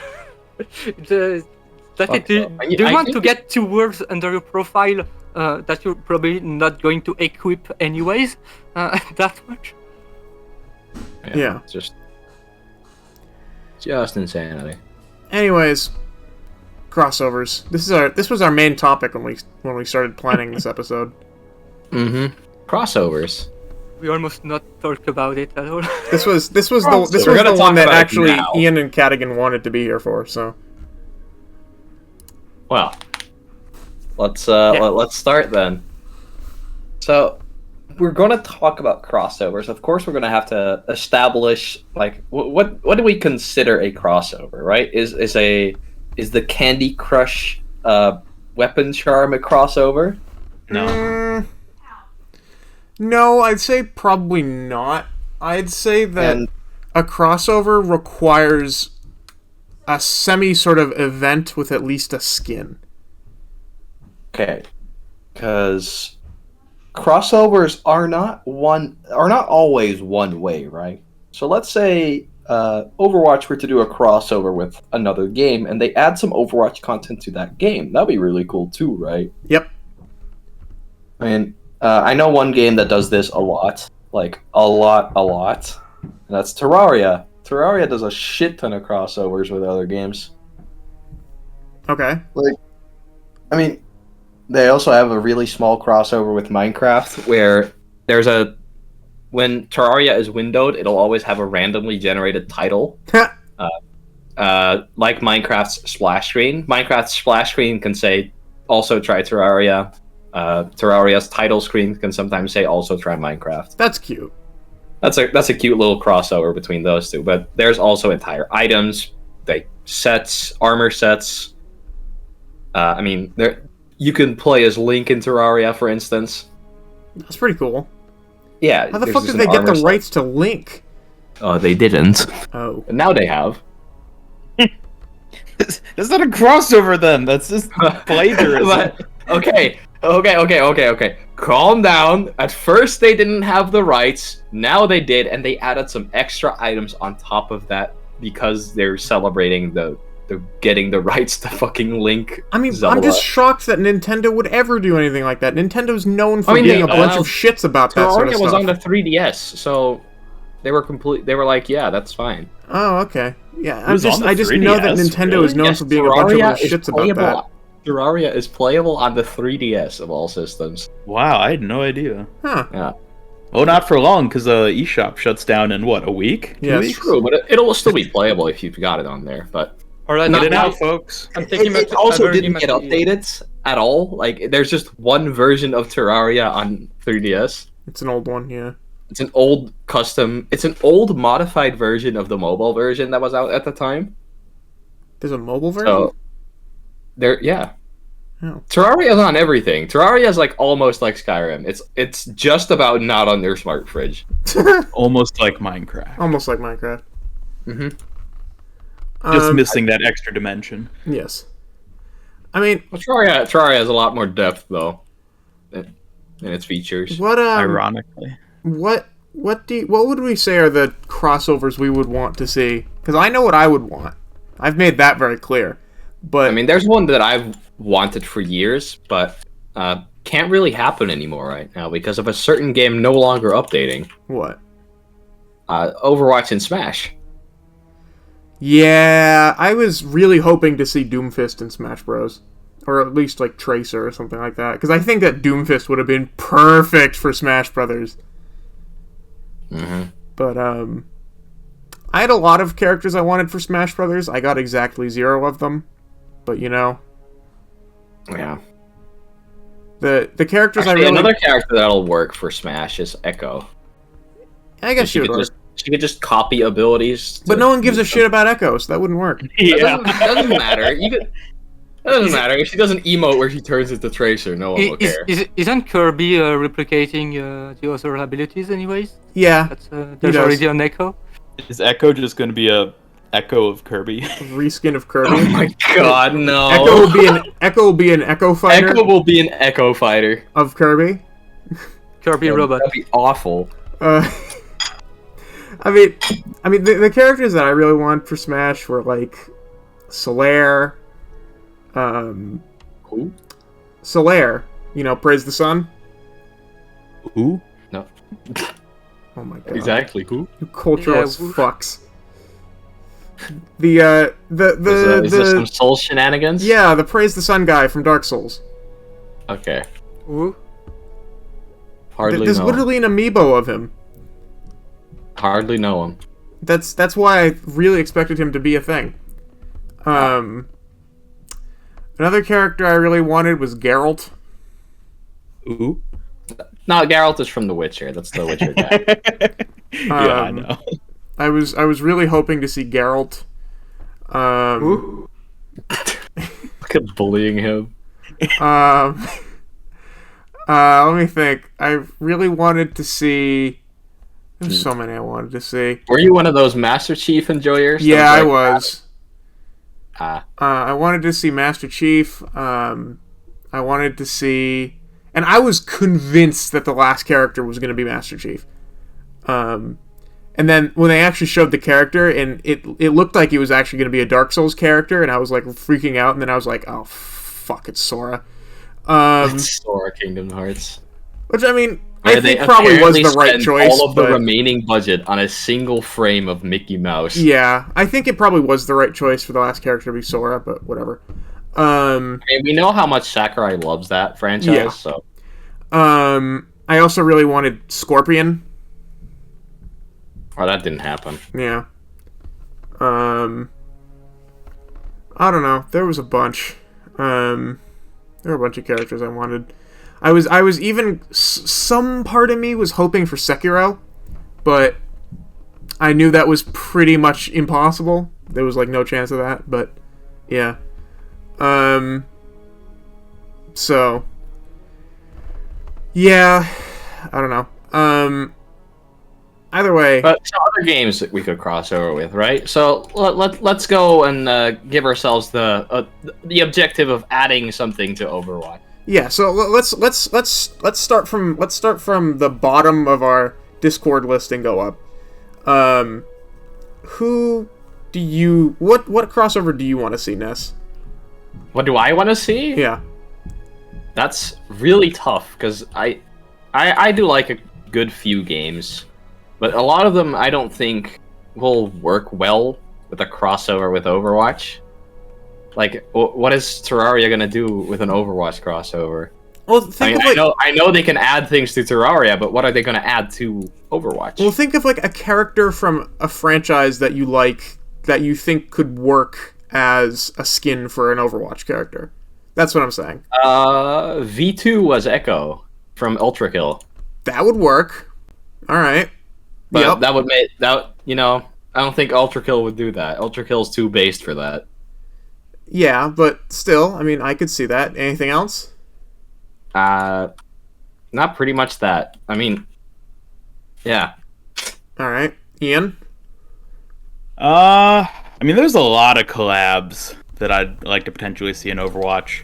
The only ones I think I can really talk about, though, while maintaining my reputation, would be like anything Valve related.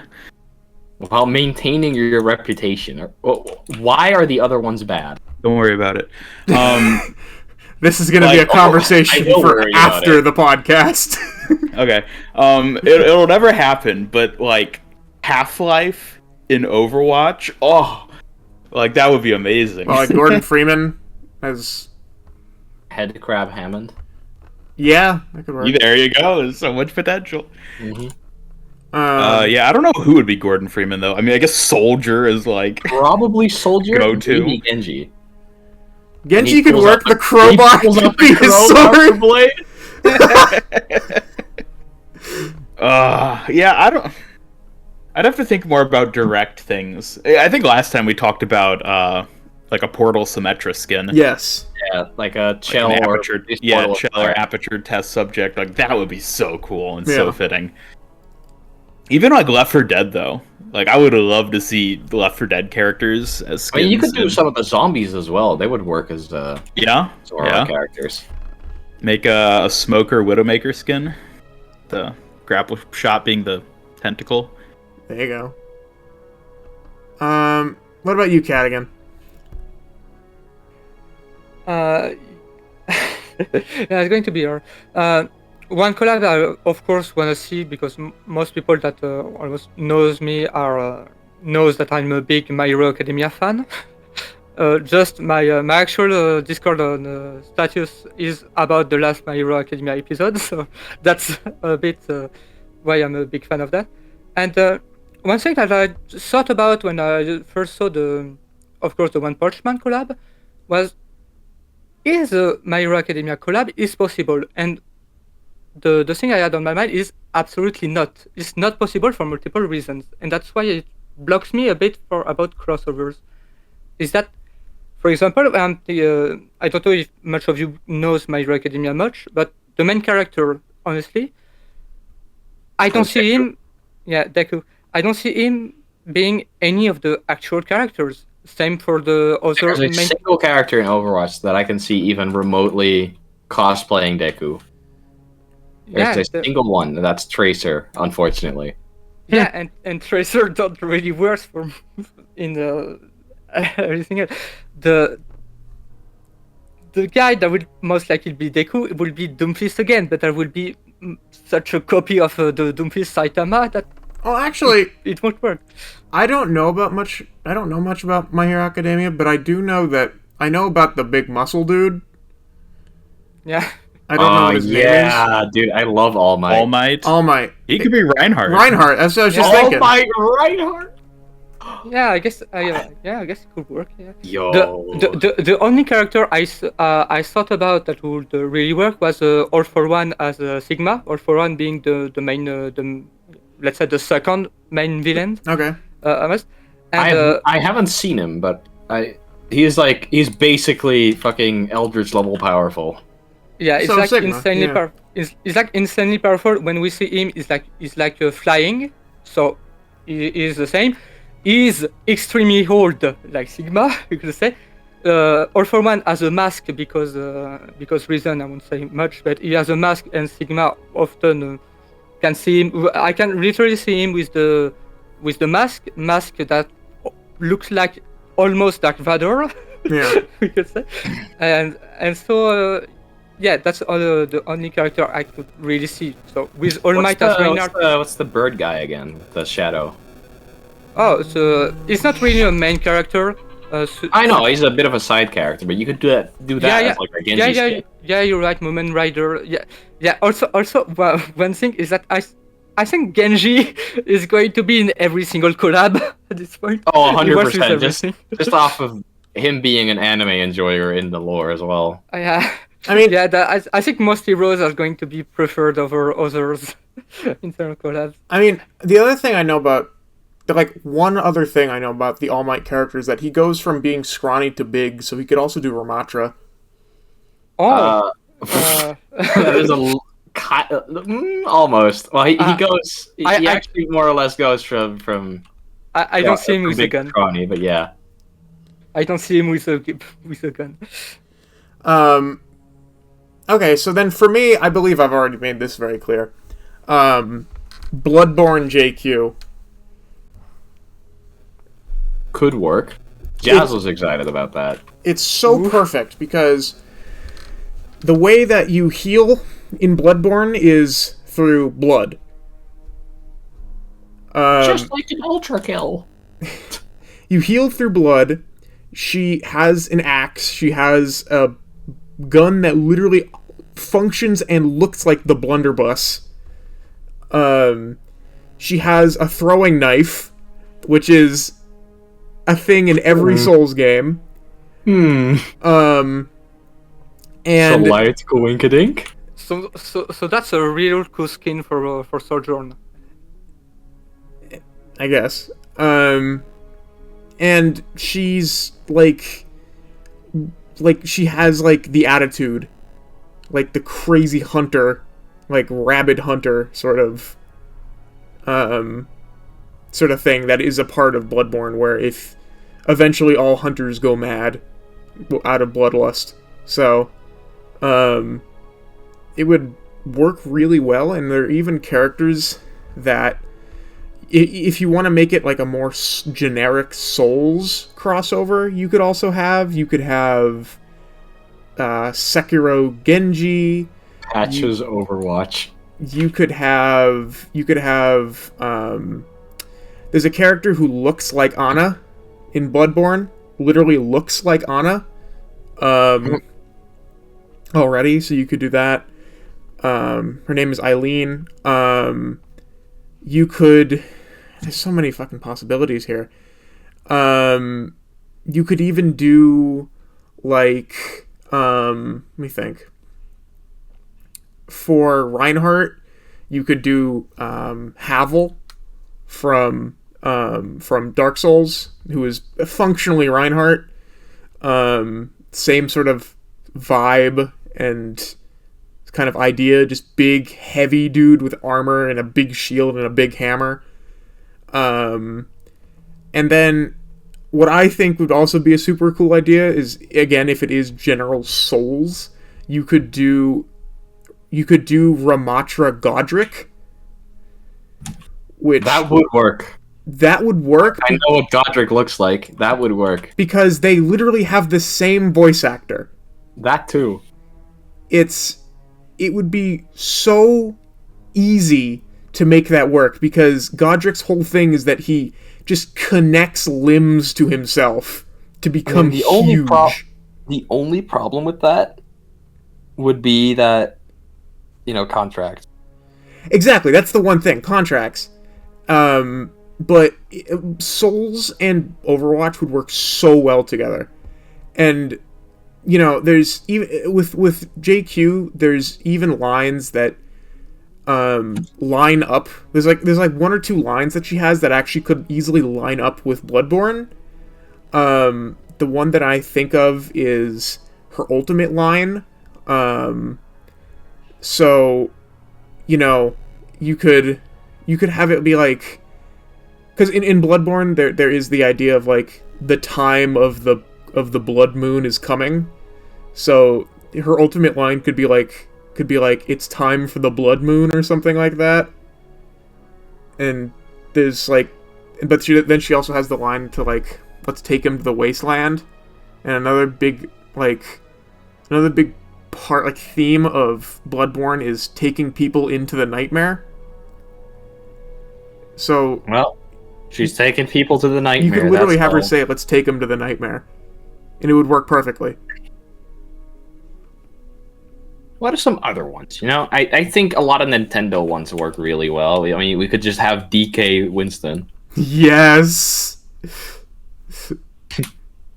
Every when he ults, you get the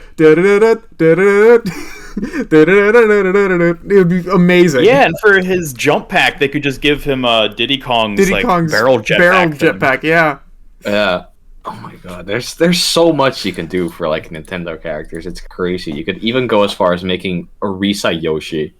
Oh god. What? Orisa Yoshi. Who else would you do as Yoshi? I still love the idea of Mario Baptiste. Oh yeah. Mario The- Bass would work. He literally has a spray that's a reference to Mario. The only jumping. problem is that I don't really think that Nintendo is going to do a collab with anyone. Well, what do you? That means the Overwatch is already on Switch. They've done collabs with other. Yeah, that's They have done collabs. Yeah, Overwatch is on Switch. Nintendo, Mario has done collabs. So I think it's they are hard to come by. They do exist. There's already established channels of communication between Overwatch and Nintendo. Well, that too. Which is usually at least required. Yeah. Actually, something I want to see is Elder Scrolls in this game. That could work, yeah. I mean, they already have Draugr Reinhardt, which is almost 1-for-1 just Skyrim Draugr. Right. Dude, could you imagine just like a guy from like what's like an important guy in Elder Scrolls that's like visibly recognizable? That's actually harder to actually. Never mind. There's not a lot of like visual design from Elder Scrolls that super stands out. Right.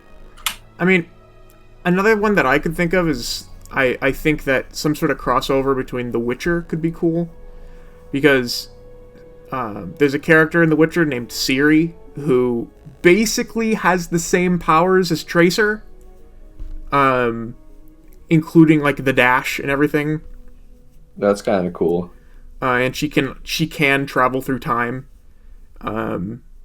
So that is a thing the character can do.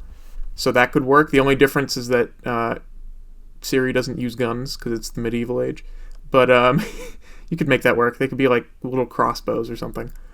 Yeah, I don't know. It's that could work. I mean, obviously, if you did a Witcher crossover, you'd have to do something with Geralt, obviously. Yo, Geralt Lucio, of course. The only character I could think of working with Geralt would be Genji. Soldier.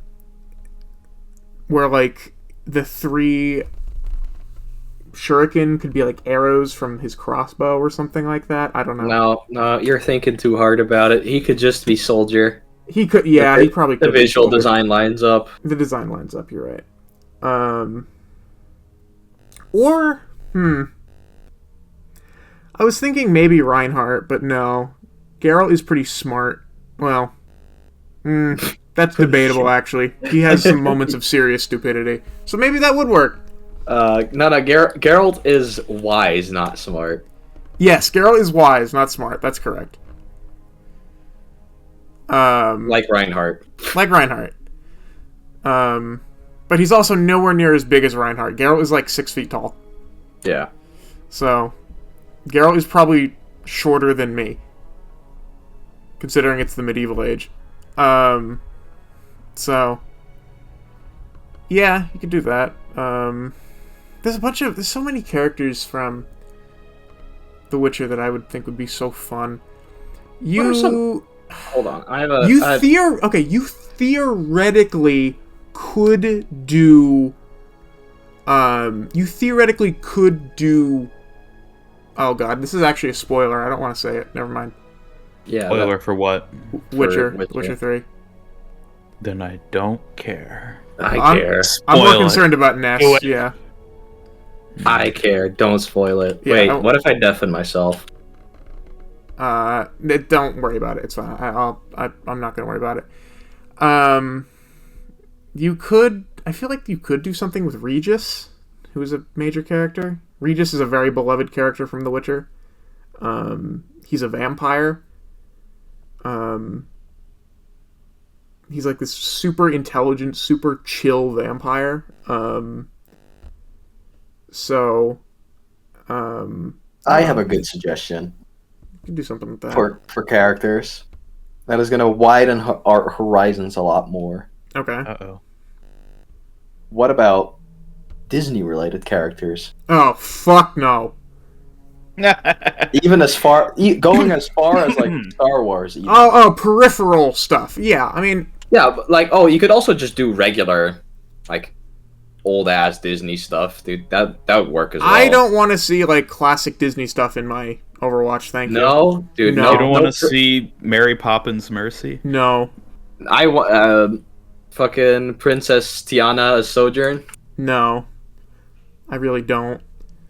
So here's a question that actually sort of ties into that. What do you think is more likely to be seen going forward? Video game collabs or like movie/show collabs? I don't Because think... One Punch Man is a show. Yes. I mean, I guess Yeah. a manga originally, but you know, Like, are we going to see more like that, or will it be things like Mario?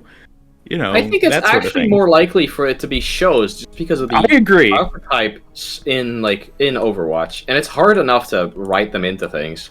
For me, it's always hard to imagine that video games will do collabs with other video games when they are basically concurrents with each other. Well, Right. I mean, what the fuck does Overwatch even compete with? Let's be real. Paladins. Fortnite. Where's the Overwatch does not Paladins compete with collab? Fortnite. Fortnite does not. Overwatch compete. X Paladins. Overwatch X TF2. Now that's what I really. That wanna would be see. fun. Dude, I would 100% do an Overwatch X Paladins. That would be so good. And I know Paladins would be down. 'cause they're Paladins like, would be oh my super god, down for it. money. I don't know. Going back to the Nintendo thing, I know we talked about Pokemon. You know, Pikachu Hammond in a Pokeball could work. If you're willing to stretch the designs, you could even go as far, like an Absol-inspired Reaper skin or something. Actually, Pikachu Maybe. Wrecking Ball wouldn't work because Pikachu isn't in the Pokeball. But what if he was? Yeah, alright, you convinced me. It would be a Zigzagoon, not a Pikachu. That could work. No, he'd be Dedenne. No, oh, Dedenne would probably be right. Yeah, he probably would be. I don't even know what that is. I'll bring it up. I was thinking about Ash again, and recently, and we were saying like, what would Bob be? And I think I have the answer. It would be a Pokemon that everyone would recognize that could work for Bob. All right? A champ. No, not Machamp. Mewtwo. Mewtwo Bob? Yes. You're saying Ash as the Pokemon Pokemon trainer. trainer. Just keep that the Pokemon common trainer. Ash. Ash is the Pokemon trainer, and Bob is Mewtwo. Ooh, I actually saw really cool fan art of Ash Pokemon Trainer with Blastoise for Bob. Let me see if I can find You that. can do Actually that. also works. But the reason I feel like Mewtwo could work is because you could make Mewtwo big. He's not necessarily big. I think Mewtwo is like I mean, you could just make a Mewtwo X. 5'5". Mewtwo X probably would be better, yeah. But he has like the booping people into the air could just be like psychic energy, just like throwing them into the air, and then he could just. Yeah, but if he's Mewtwo X, he can just manhandle people. No, yeah, I know. But then he could just use like psychic blasts as the bullets, Yeah. and he can teleport, so it works. I know. I like how your first instinct when making a skin for Ash is, what do we make Bob? Yes, I don't give a shit about Ash. I've never given a shit about amazing. Ash. I don't dislike Ash as a character. I just find her utterly unremarkable. So What could Overwatch do more with Pokemon? Actually, I think I'm in the minority saying that I don't really like Bob that much. Bob skin, I would prefer the Ash's skin. The Ash's skins, yeah. I mean, I feel like if you did a Pokemon like skin for Ash, though, she would have to be the trainer. Yeah, of course for that. yeah. Yeah. I'm just saying in general. That I would prefer- work for her highlight intros too. Leaf with a gun. Huh? Leaf with a gun. The female. Oh yeah, right. Kanto trainer. I mean, it wouldn't be a gun. They'd make like a Pokemon-related object that also shoots. Like what? The Pokemon Ranger capture device does that, Okay, I guess. but does not at all function like a gun. But you'd also have to think of like a grenade or something like that. So Well, that could just be a Pokeball. yeah, it could be a Pokeball. Just like an exploding Pokeball. It could be a Pokeball or a lure or a Pokepuff or some shit. Some Yeah, kind you of could thing. do that. Oh, that looks horrifying. What? Bob's Toys? Hold on. What is this? That's so cursed. No, it works. They also think did that's the funny as fuck. Kiriko Ash. Kiriko with Ash fucking with, like- Pikachu. That That could work. It works. That could work. No, I like that. That could work. Yeah. Jesse as Widowmaker, yes. Moira James. I'm not gonna lie to you, that works. Also works. Works Damn, remarkably well. that would work. We're gonna have James to post these in the video so people know what we're actually talking about. James Moira works because like James is already like so James like is already a girl boss. yeah, James is already like borderline androgynous. James So- is the fruitiest character we all enjoy. I fucking love that. I don't remember what the episode was, but it's like James gets like eaten by something and he just yells, "I'm not a piece of fruit, no matter what people say." Oh my god. A bit fruity. I fucking love that. Oh god. So yeah, you could do that. Anything else for crossovers? Okay. Not Okay. really. What's the like? Is it General Grievous Reaper? What is that? How would General Grievous Reaper work? I Bug. don't know. It just it came to my mind as a thought, and I didn't question it. I feel like the one character that could work for Grievous is Ramatra Okay, never mind. Yeah, that one does work a bit better because just because he has multiple arms. he just grows more arms. Yeah. Oh, okay. We cannot talk about Ash without talking about this one. Same artist, actually. Full Metal Alchemist, Ash and Bob. With Ed I and know Alphonse. absolutely nothing about Full Metal Alchemist. It says the page doesn't work, by the way. Oh, what is? Oh no! this? Wait, no. This is just Reddit. It says the page Why does it doesn't work. instantly show porn? I'll just post the image. But yeah. So I mean, they already had the victory pose added this season of literally that. which one is that? The exchange victory pose. That is a direct reference to Full Metal Alchemist. Really? It's funny you say Yes. that because I was talking with Ness about it yesterday. I wish they just flipped it so that Bob was in front. So we Well, then you couldn't see Ash. exactly.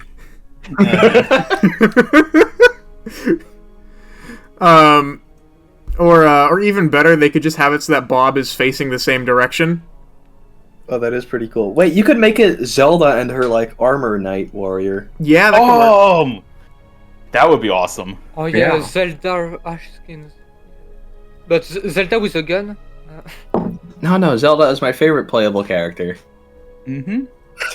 Yeah, the Overwatch team has made it pretty clear they like Zelda. So Oh, do you know about the Brigitte Link skin? yes, that's what I was just thinking yeah. of. That's amazing. Well, it's not a. Yeah, they did base them. It's all it's a bit off. it's the same skeleton as Yeah, Brig. that was a pretty cool one. Which I mean is sort of a skin, I guess. That's cool.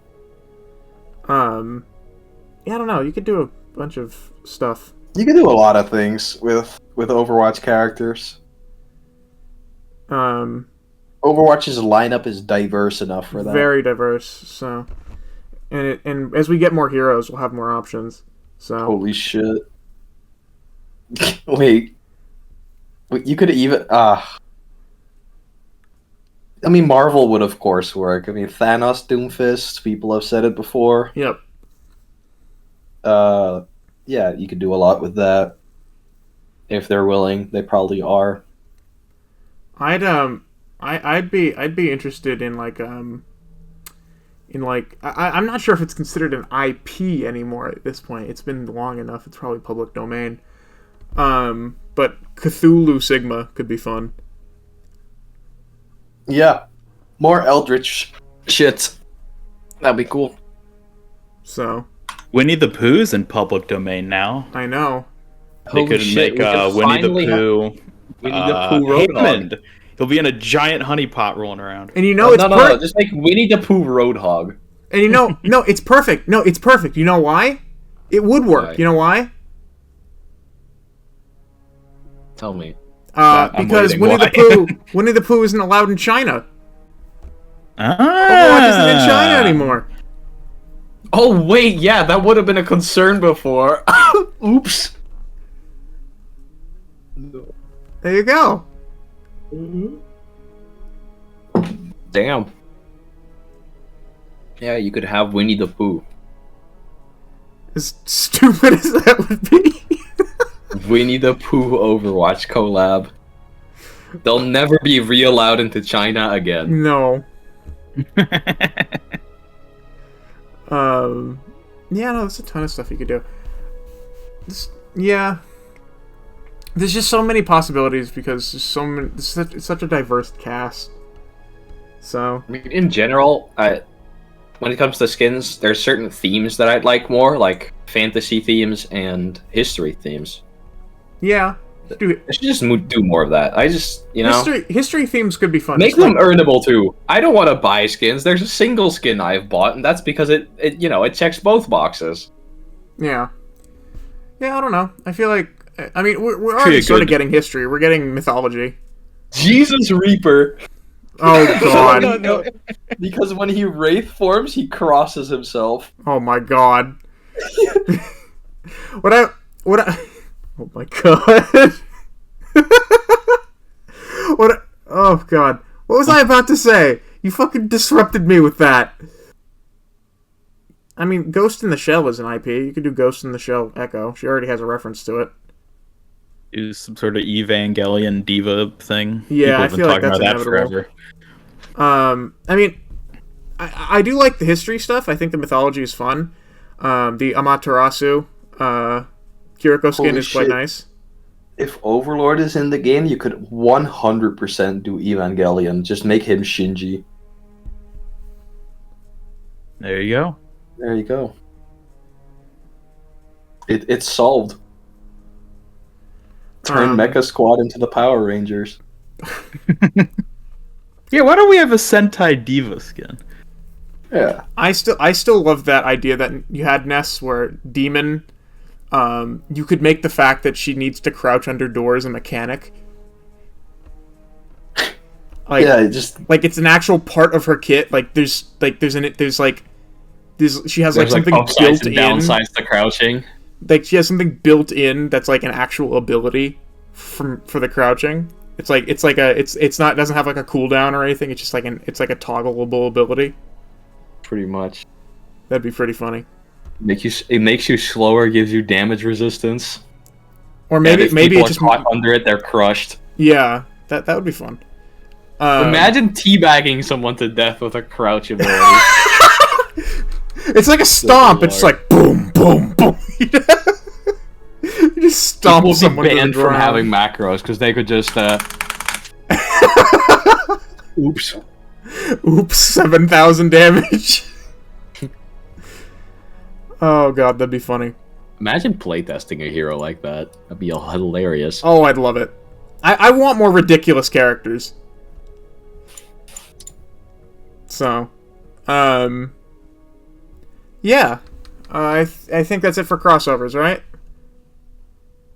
Pretty much. I mean, can we think of anything else that's like incredible? I mean, other than the fact that it's a lot of legal shenanigans, I just hope there is another one. There'll be more. There'll be more for sure. One thing I didn't place before was for the One Punch Man collab. I'm just a bit sad that the skins were all we had. Almost. It was the mid-season patch. It was supposed to be the main event of the season, and we got just skins. Almost that. And Yeah, there was no mode this time around, which yeah, was a bit I think sad. it would have been great to have a 4v4 deathmatch game mode. We have 4 characters. I mean, was there even a custom mode for this season's theme?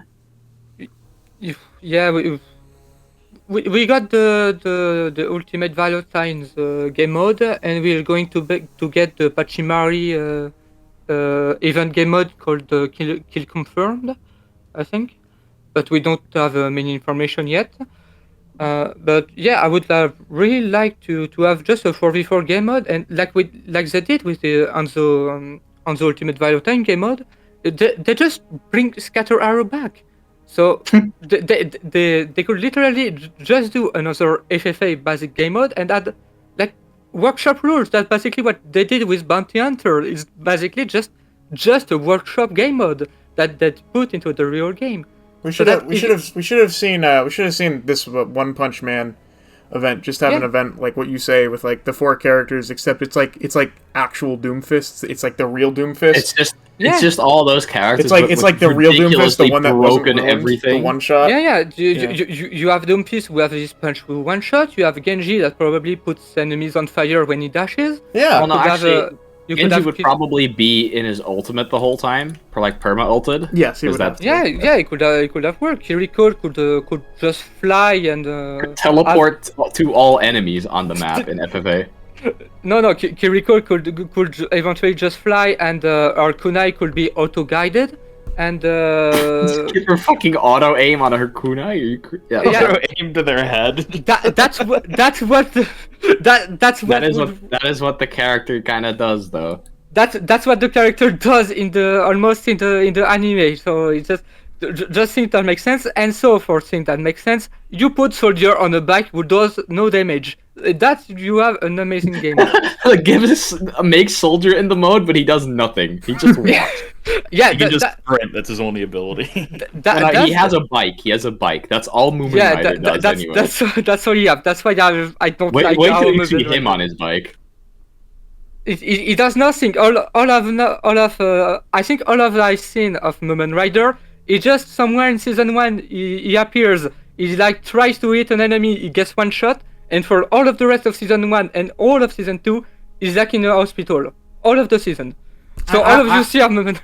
I think it'd be pretty funny if he was just on a bike and like he was always at sprint speed, and when he rammed into you, he would do damage.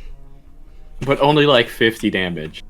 And then it would also damage himself too. Yeah, no, he'd fall over and then die. It'd be amazing. I'd almost be like fine with playing Most that. more accurate Moomin Rider. I'd actually be fine with playing that. Because but if he gets a kill, it counts as 10 kills. Yes. Like, so you're just trying to ram into people with your bike? Like, finish people with it. That'd be funny. It just counts as multiple kills. Oh, that'd be amazing. When soldier uses his sprints, you just saw a bike. Like he's just a sprint, you see him in a bike. But what could be funny is that soldier could just one-shot maybe with his melee, and when you know that Doomfist do the same with his punch, it could be extremely funny to just see a soldier tries to run to a Doomfist and he gets into a battle of one-shots. Oh, that'd be amazing. It's kind of... it's a little sad they didn't do anything special for this season. Well, I mean, they did something. Well, actually, they made an entire fucking game. Never mind. Yeah. we still have the Kill Confirm Pachimachi event.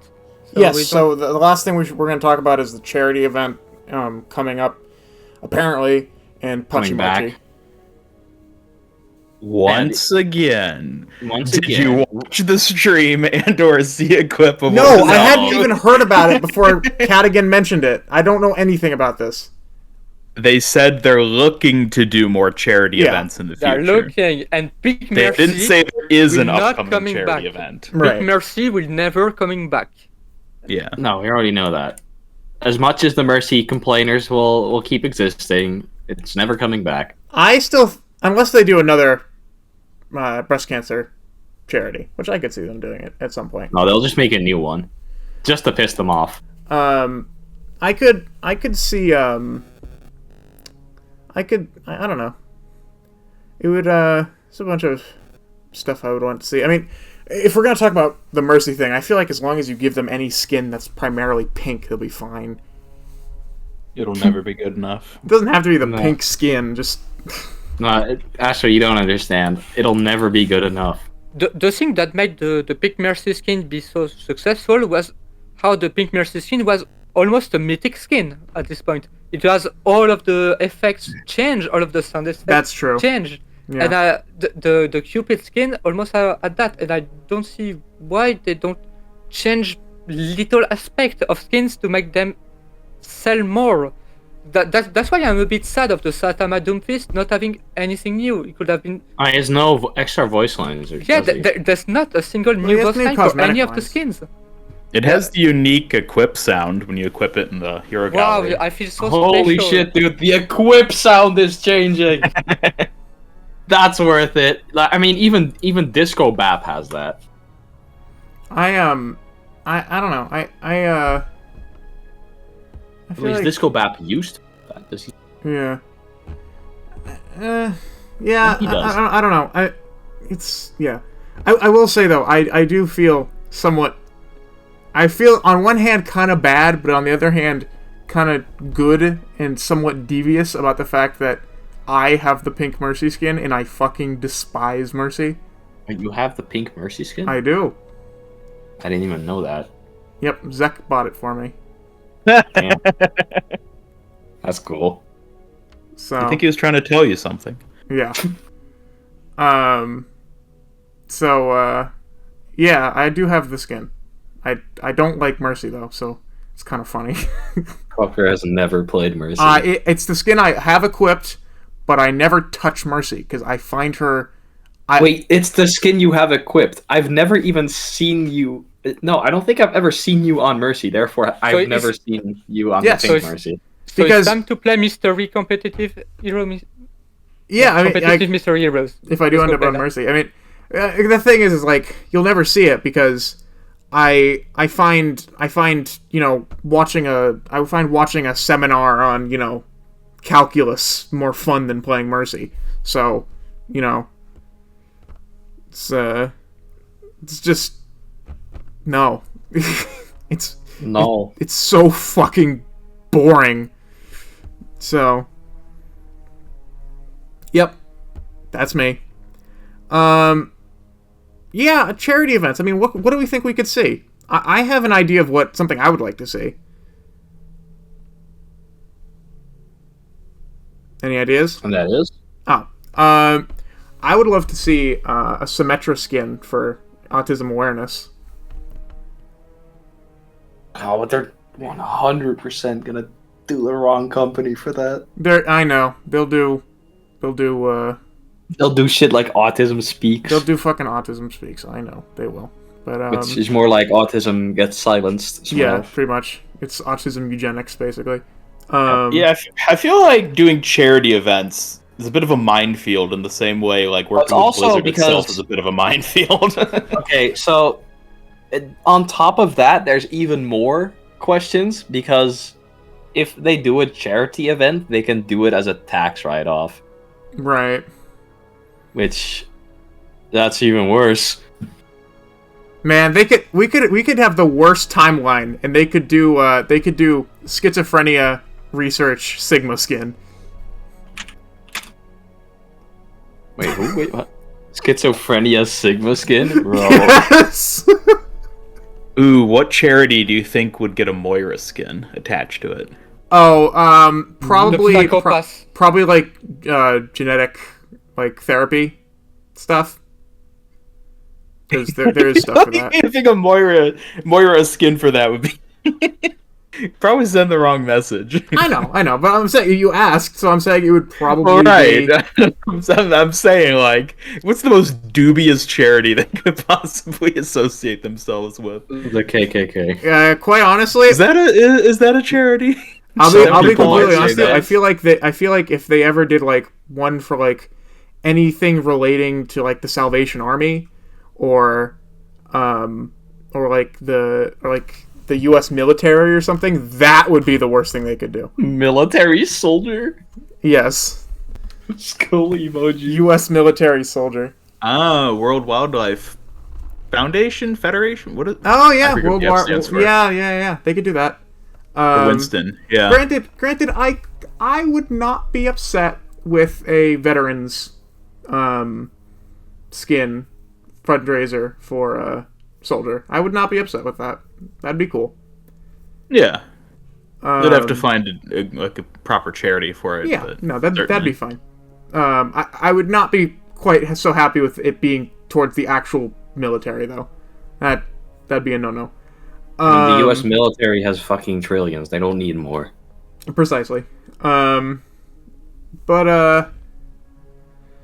Yeah, I mean, that could be fun. You could also do Winston Planetary Foundation, part of the Planetary Society. Yo, they could do a collab with NASA. They could. Collab with NASA, make fucking Space Explorer Farah Ball skin. and Winston. A Farah skin. Oh, wait, yeah. Farah, Ball, and Winston could have skins for that. We have an Astros Farah skin Yeah. already. I mean, we have an astronaut Farah. But we could just make another one. They can recolor it and sell it as a legendary. Yeah, they would. Sigma Planetary Society could be good. The Planetary Society is the foundation that was established by Carl Sagan and is now run by Bill Nye. Honestly, also science guy. the only skin that I really want for is a Brigitte Midzi skin. Just Brigitte cosplaying a cat. Just like a human cat. Katogan, if you just want cat, What are you asking for? Katogan just wants cat girls in Overwatch. Yeah, I want. No. I mean, I want to add furries to the game. yeah, I mean, it's We're the furry charity. Overwatch. The furry charity. Unfortunately, there's canonically one furry in Overwatch. There is? Lucio. Oh, that's true. Oh, yeah, the Snow Fox skin. Yeah. Yep. Which hero do you think would be most likely to get a proper, like, furry fursuit skin? Reaper. No. He'd be a fucking Reaper would be the edgiest wolf OC. But outside of that, no, I do think Lucio would work. As much Yeah, as just make me hate Lucio that little bit more. Yeah. Well, Torb. Torb furry skin? Oh no. Furry skin, 100%. Make it I could see a Reinhardt skin where he's just a lion. Like, he already kind of has a skin like that. Make the whole Lindholm family have a furry skin. No. No. You think Junkrat would work as a furry? Yes. He has the Krampus skin, which is almost looking like a furry. No, but like furry has a bit more to it. Than I said that. almost. But you see, I do feel like a Reinhardt furry skin would almost work, and it wouldn't be cringe because, like, Reinhardt would hear about furries and he'd be like, "This is amazing." I don't know what it is, but this is amazing. He'd be like, "Oh, that sounds amazing." How? I don't know what it is, but this is amazing. I mean, that's Reinhardt's reaction to most. Yeah. it's like his response to Woodson. I can't promise I'll understand it, but yes. I want a Winston periodic table skin, epic skin where you just have the periodic table It's on. just the periodic I table. want Winston to just turn into iron. Actually, I guess you could do Winston dressed up as the guy who discovered the period or like established the periodic table. You could do that. Winston has Does he look much like Winston? No, but you could give him the outfit. Okay. He was this German guy in the Scientist. 1800s. I'm no monkey. I'm periodic table. Yes. Do you think we will get an answer about the joke of the periodic table in the PvE? Yeah, I we fucking will. hope so. We'll get it eventually. Or like I'm sure. he's about to drop the punchline and then the carrier gets bombed or something. It's like the mission's over. It's like, all right, Winston, go ahead, drop that periodic table joke. So the joke is, and then they get bombed. Does Sigma have a response to it? No, not as well. All of the responses don't have Winston respond after. No, like does We Sigma never- have a we never response hear to the joke. Winston asking who wants to hear a periodic table joke? I don't know. Maybe Sigma does have a response. I think there's one character that say yes, I would love to, and Winston laugh. So he does not do the joke. But... No, the best outcome is that the one person who says like yes, please, would be another Winston. It would be an interaction only unlocked if you have 3 Winstons on your team. Yes. It'd be like 3 Winstons laughing at the same periodic table joke. I mean, it's kind of like how I have thought that it would be funny if there was a interaction if you had 2 Sigmas on one team. I mean, there's already lines for heroes killing themselves. Yeah, I know, but I think it would be especially funny. You know There what is- else? I just thought of something. A stroke of genius. Shrek Roadhog. No. Hmm. No. No, it would work though. You could have Junkrat as Donkey. Oh, no. No. No, you can have Just- Orisa as Donkey. No, Junkrat Donkey. I know that Tracer has an interaction when there is two Tracer on the same team, and I think there is one with Winston as well. We'd have Hanzo as Farquaad. Yes. I was thinking Torbjorn Farquaad. That could That'd be also funny. work. Yeah, that would be funnier. Never mind. Torb Farquaad. Yeah, that could work. So yeah, that's the charity event. If they do make another one, I'll be curious to see what it is. Hopefully it won't be a minefield, but who knows? They always seem to find an opportunity to ruin their reputation that little bit more, so they seem very determined about that. So besides that, the Pachi Marchi thing, I have no idea what the fuck this is about. Oh, remember the last time they made the silly skin for Roadhog? Yes. That's Yeah, it. but- That's the whole thing. Yeah, Ah. that's it. We're just going to get a new game mode, and we're going to get absolutely nothing else. There's going to be the old skin to get, the old Junkrat emote to get, and that's it. We could skip completely the Pachimari event. Fun. Nothing to be seen. Wonderful. Okay, well, is there anything else then? We out of topics? I think we're out of Cats. topics for so far. We can talk about cats. What? Cats. Talking Cat. about cats. Oh boy. I mean, Who needs a cat skin? I think some may argue most characters could use a cat skin, but Where's the Genji cat skin? Catboy Genji. You know that would be like a thing. Not only would that be a thing, that would sell like Oh fire. yeah. Oh yeah. Oh yeah. Catboy Genji? Every e-boy would have it. Maybe they're waiting for Overlord, and then they'll give him a Catboy skin. It's like And they'll I- they'll give Mercy the cat girl skin. I'll be honest with you, I do somewhat love those skins where they come out and it's like they come out and you can just use the skin as like a judgment of character as to who has it. like But the people who have like Black Cat or Schoolgirl Diva, like, or like the people who or like on the more positive end, the people who have Swimsuit Torb. Like The most based people who wear swimsuit Torb. like only Chads have Swimsuit Torb and nothing else. They refuse to equip anything else. Yeah, especially in Overwatch too, when you have to go out of your way to purchase a skin directly. Like that's really telling of the people if you see them Yeah. using that skin now. It's like But the thing is with Torb swimsuit though, it's usually they're based, but it's also like they could also just be like the most Coomer person ever. oh yeah, I mean it's possible, but I mean I will never equip another Torb skin. I'll be honest with you. Especially just because I like the squeaky sound that the hammer makes. The squeaky, it is one of his best skins though. I don't know. I feel like another skin you can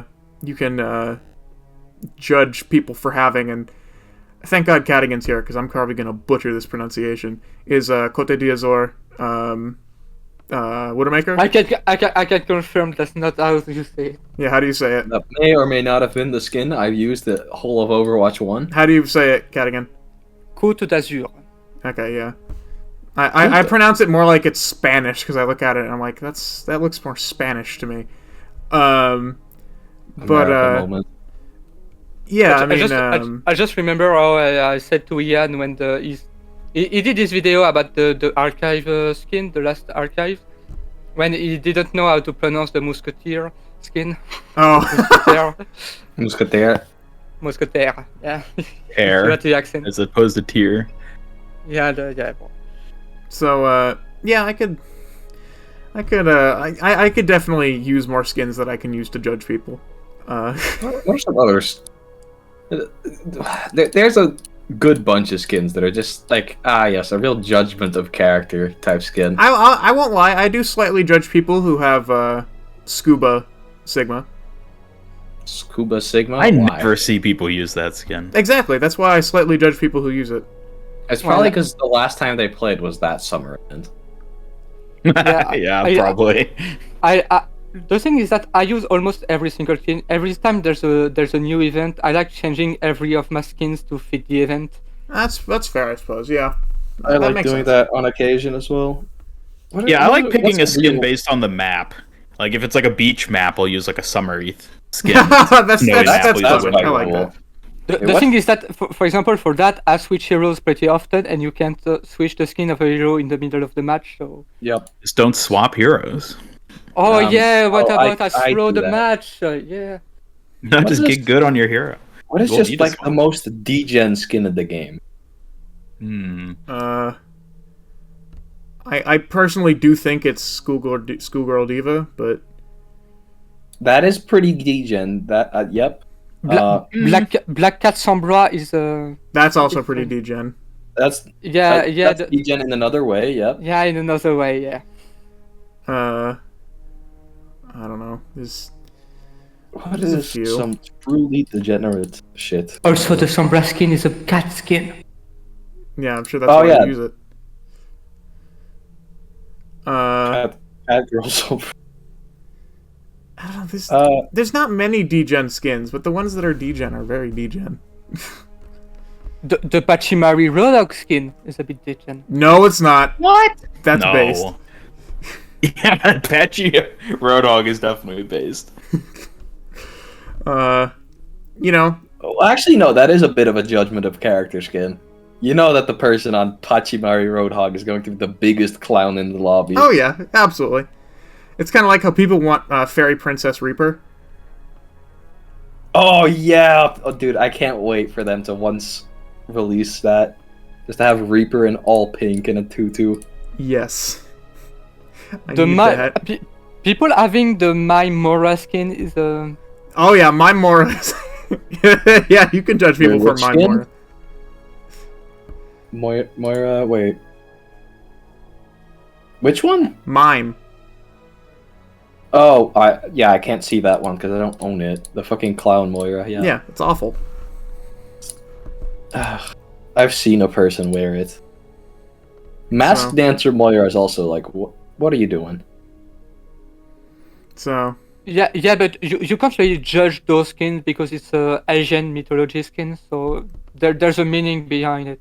actually, I have one that you Apparently, can maybe yeah. slightly judge people for using. Actually, well, I know for this one, okay, there's two skins that like all the lesbians were raving about: Lifeguard and Aviator Farah. Oh yeah, 100%.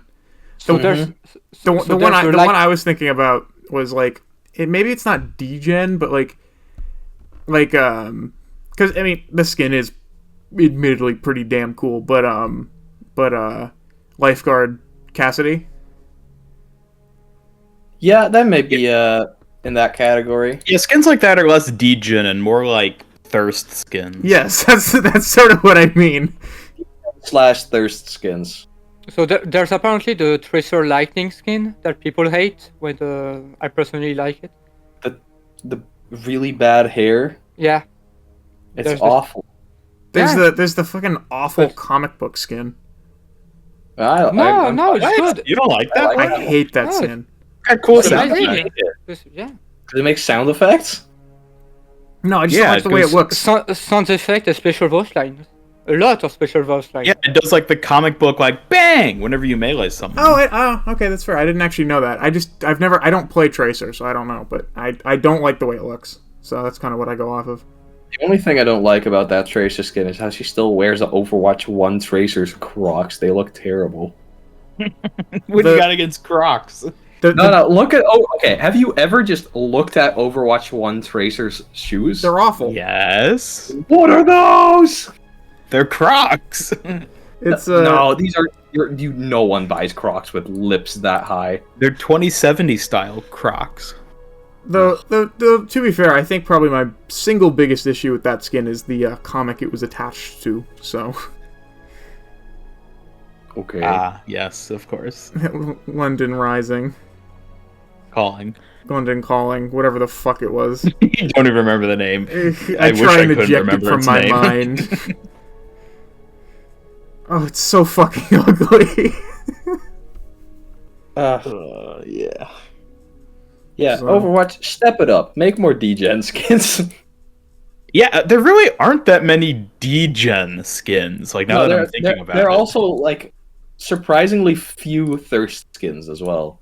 Yeah, they're Like, pretty good with at an that. IP like Overwatch, with just how much fucking porn it gets. You'd be fooled not to think that there's a few like really sexy skins, but there are there's almost none.